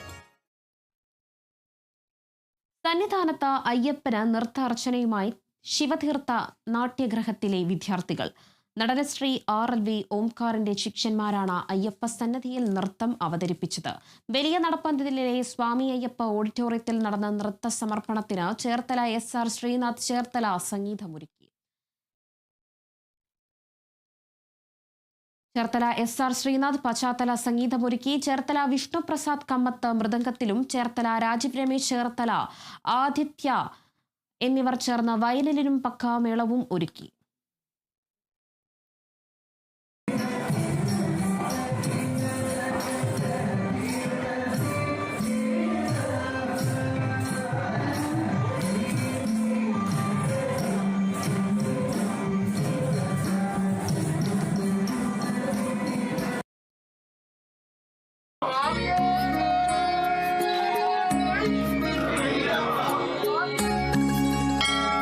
ഔഷധി ശരണമന്ത്രം നിങ്ങൾക്കായി അവതരിപ്പിക്കുന്നത് ഔഷധി പൊതുമേഖലയിലെ രാജ്യത്തെ ഏറ്റവും വലിയ ആയുർവേദ മരുന്ന് നിർമ്മാണ സ്ഥാപനം. Associate sponsored by Bharat Lajna multi state housing cooperative society limited.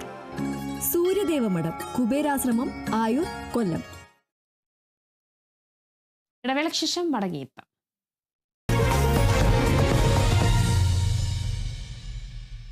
Kerala vision broadband connect and win. നേടൂ 100 EV സ്കൂട്ടറുകൾ, ബമ്പർ സമ്മാനമായി EV കാർ, മറ്റനവധി സമ്മാനങ്ങളും. കേരള വിഷൻ ബ്രോഡ്ബാൻഡ് സബ്സ്ക്രൈബ് ചെയ്യൂ അല്ലെങ്കിൽ റിന്യൂ ചെയ്യൂ. നേടൂ നിരവധി ആകർഷകമായ സമ്മാനങ്ങൾ. Kerala vision broadband connect and win.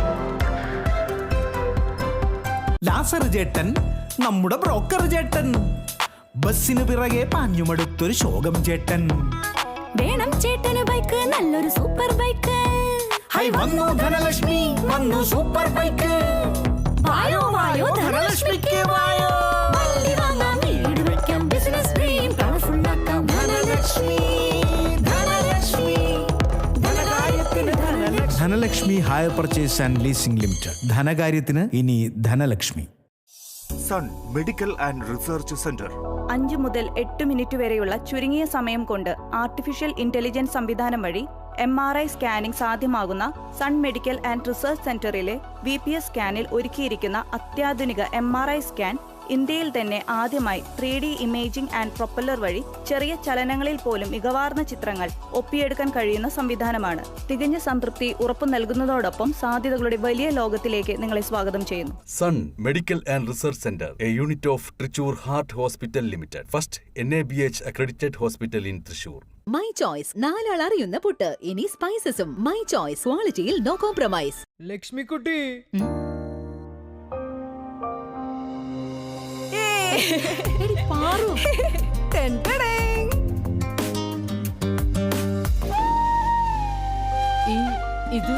ഇതെന്റെ പഠനത്തിനായിട്ട് അമ്മ വെക്കാൻ തന്നത്. അപ്പോ ഞാനിത് ജുവലറൊക്കെ കൊണ്ട് പണയം വെച്ചു. അവിടെ ആവുമ്പോ കുറഞ്ഞ പലിശക്ക് കൂടുതൽ പണം കിട്ടും. നമ്മെ അറിയുന്ന നല്ലൊരു ഫിനാൻസ് കൂടെ ഉണ്ടെങ്കിൽ നമുക്ക് വിലപ്പെട്ടതൊക്കെ നഷ്ടപ്പെടുത്തി കളയണമുണ്ട് ലക്ഷ്മിക്കുട്ടി. വിശ്വസിക്കാൻ ഒരു പാരമ്പര്യമുണ്ട്. Jewel rock group of companies, Kerala, Tamil Nadu. മലയോര കർഷകരുടെ മായമില്ലാത്ത രുചിക്കൂട്ട് bio mountain farmers producer company limited, Thalassery അതിരൂപതയുടെ സംരംഭം, കുന്നോത്ത്, ഇരിട്ടി. പ്രകൃതി നമുക്കായി കരുതി വച്ചിരിക്കുന്നു അത്യപൂർവ ഔഷധങ്ങൾ. ഔഷധി ഔഷധമാണ്, അത്ഭുതമല്ല. ഒരു കേരള സർക്കാർ സ്ഥാപനം. Aquila Finance, the legacy of trusted service since 1995. കഴിഞ്ഞ 30 വർഷങ്ങളായി അക്വില ഫിനാൻസ് ഇവിടെ തന്നെയാണ്, നമ്മളോടൊപ്പം കേരളത്തിൽ.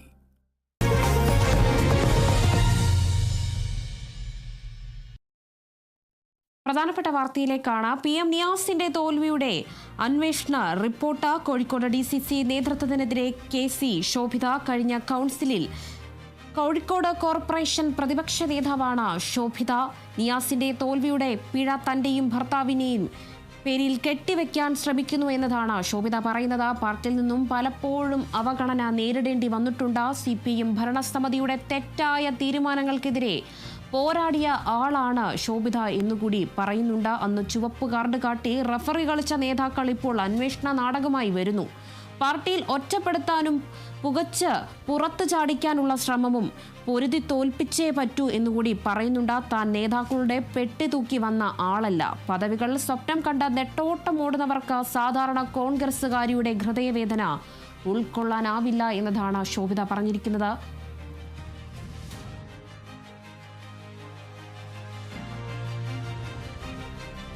വിവരങ്ങളുമായി റിയാസ് KMR ചേരുന്നുണ്ട്. റിയാസ്, എന്തായാലും ഇപ്പോൾ കോഴിക്കോട് DCC നേതൃത്വത്തിനെതിരെ KC ശോഭിതയുടെ വാക്കുകളാണ് ഇത്. മറ്റ് വിവരങ്ങൾ എങ്ങനെയാണ്, എന്താണ് ശരിക്കും സംഭവിച്ചത്?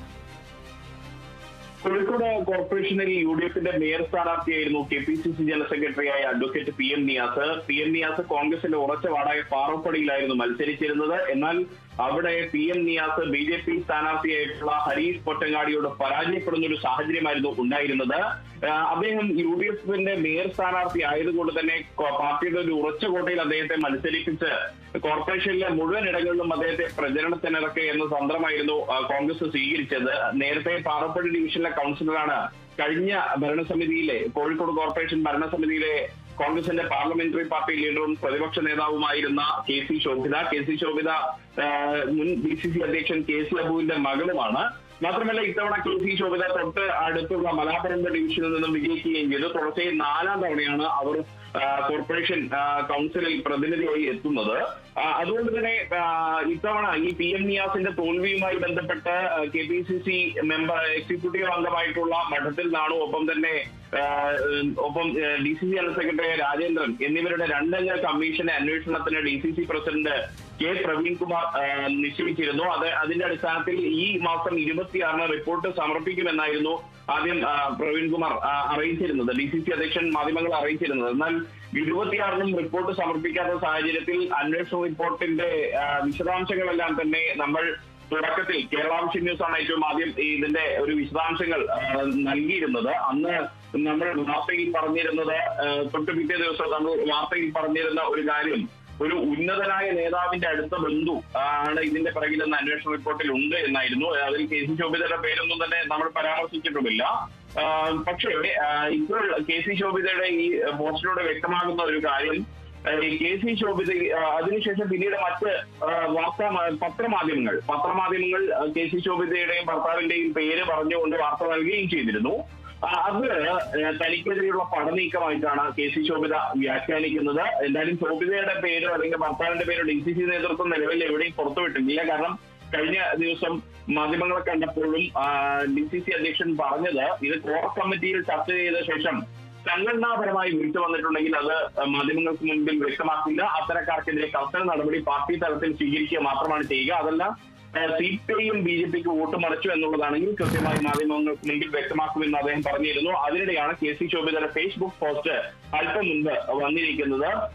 ഇത്തവണ പാറപ്പടി വാർഡിൽ കോൺഗ്രസ് തോട്ടത്തിൽ ഏറെ വേദനിക്കുന്ന പ്രവർത്തകയാണ് താനെന്ന് KC ശോഭിത വ്യക്തമാക്കുന്നു. കോർപ്പറേഷൻ ഭരണം തിരിച്ചുപിടിക്കാനുള്ള പോരാട്ടത്തിൽ പാറപ്പടി മാത്രമല്ല കോൺഗ്രസ് തോറ്റ മറ്റെല്ലാ വാർഡുകളിലെയും പരാജയം വേദനാജനകമാണ്. എന്നാൽ പാറപ്പടി പരാജയം മാത്രം അന്വേഷിക്കാനുണ്ടായ സാഹചര്യം എന്താണെന്ന് തനിക്ക് മനസ്സിലാവുന്നില്ല. അന്വേഷണത്തെ താൻ സ്വാഗതം ചെയ്യുന്നു. പക്ഷേ അന്വേഷണ റിപ്പോർട്ട് എന്ന പേരിൽ തന്നെയും കുടുംബത്തെയും വേട്ടയാടുന്ന പാർട്ടിയിൽ ഇകഴ്ത്തി കാണിക്കുന്ന വിവരങ്ങളാണ് പുറത്തുവരുന്നത്.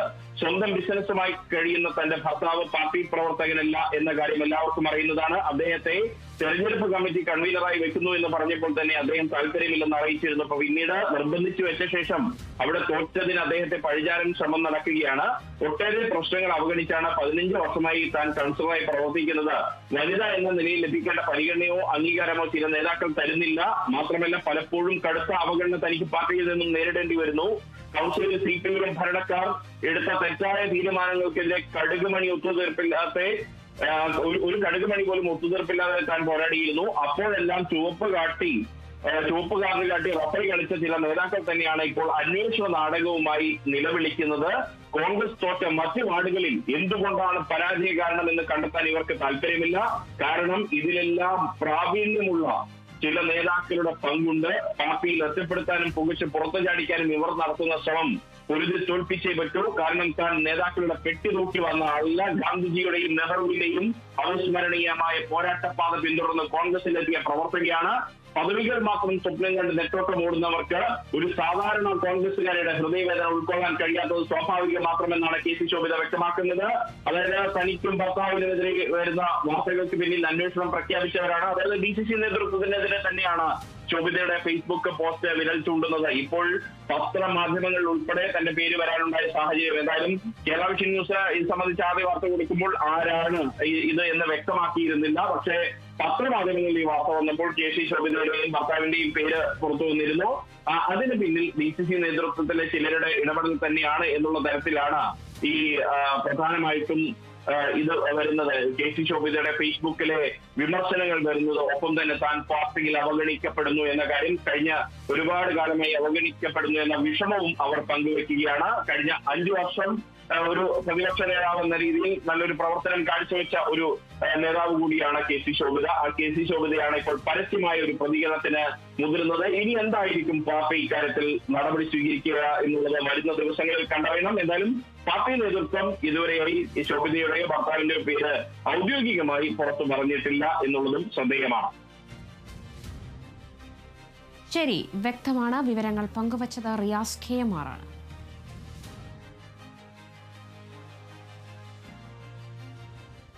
തൃശൂർ നാട്ടികയിൽ ലോറിയിടിച്ച പരിക്കേറ്റ് ചികിത്സയിലിരുന്നയാൾ മരിച്ചു. നാട്ടിക സ്വദേശി ദാസനാണ് മരിച്ചത്. ഇക്കഴിഞ്ഞ തിങ്കളാഴ്ച രാത്രി നാട്ടിക സെന്ററിൽ വച്ച് റോഡ് മുറിച്ച് കടക്കുന്നതിനിടെ ദേശീയപാത അതോറിറ്റിയുടെ ലോറി ഇടിച്ചായിരുന്നു അപകടം. ഗുരുതരമായി പരിക്കേറ്റ ആശുപത്രിയിൽ ചികിത്സയിലിരിക്കെ ഇന്ന് രാവിലെയായിരുന്നു മരണം സംഭവിച്ചത്.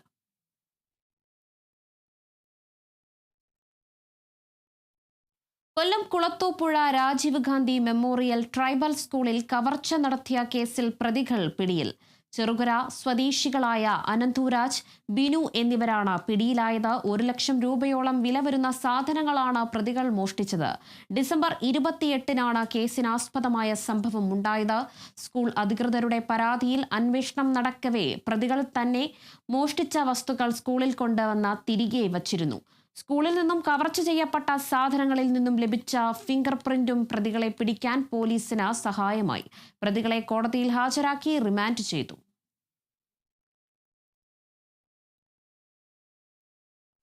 തിരുവനന്തപുരം കിളിമാനൂരിൽ ദേശീയപാതയിലുണ്ടായ അപകടത്തിൽ ചികിത്സയിലായിരുന്ന സ്ത്രീ മരിച്ചു.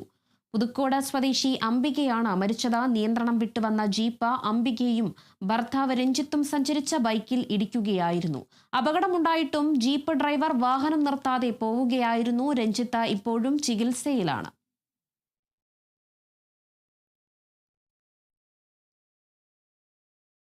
മലപ്പുറം നിലമ്പൂരിൽ 8, 9, 10, 11 തീയതികളിൽ പാട്ടുത്സവം നടക്കുന്നതിന്റെ ഭാഗമായി മലപ്പുറം ഭാഗത്തേക്കുള്ള വാഹനയാത്രകളുടെ റൂട്ടുകളിൽ മാറ്റം വരുത്തിയെന്ന് നിലമ്പൂർ SHO ബിനു PS പറഞ്ഞു. നിലമ്പൂർ പാട്ടുമായിട്ട് ബന്ധപ്പെട്ട് 8, 9, 10, 11 തീയതികളിലെ ട്രാഫിക് ഡൈവർഷൻസ് അനിവാര്യമാണ്.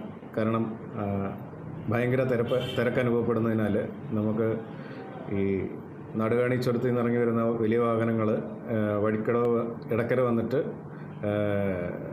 കരളായി പൂക്കോട്ടുംപാടം വന്ന് പെരിന്തൽമണ്ണ മഞ്ചേരി ഭാഗത്തേക്ക് പോകേണ്ടതാണ്. അതുപോലെ എടക്കര മുണ്ടേരി പോത്തുകല് ചുങ്കത്തറ എന്നിവിടങ്ങളിൽ നിന്ന് വരുന്ന വാഹനങ്ങളും അതേ റോഡിൽ കൂടെ തന്നെ എടക്കര കരളായി പൂക്കോട്ടുംപാടം റോഡിൽ പോകേണ്ടതാണ്.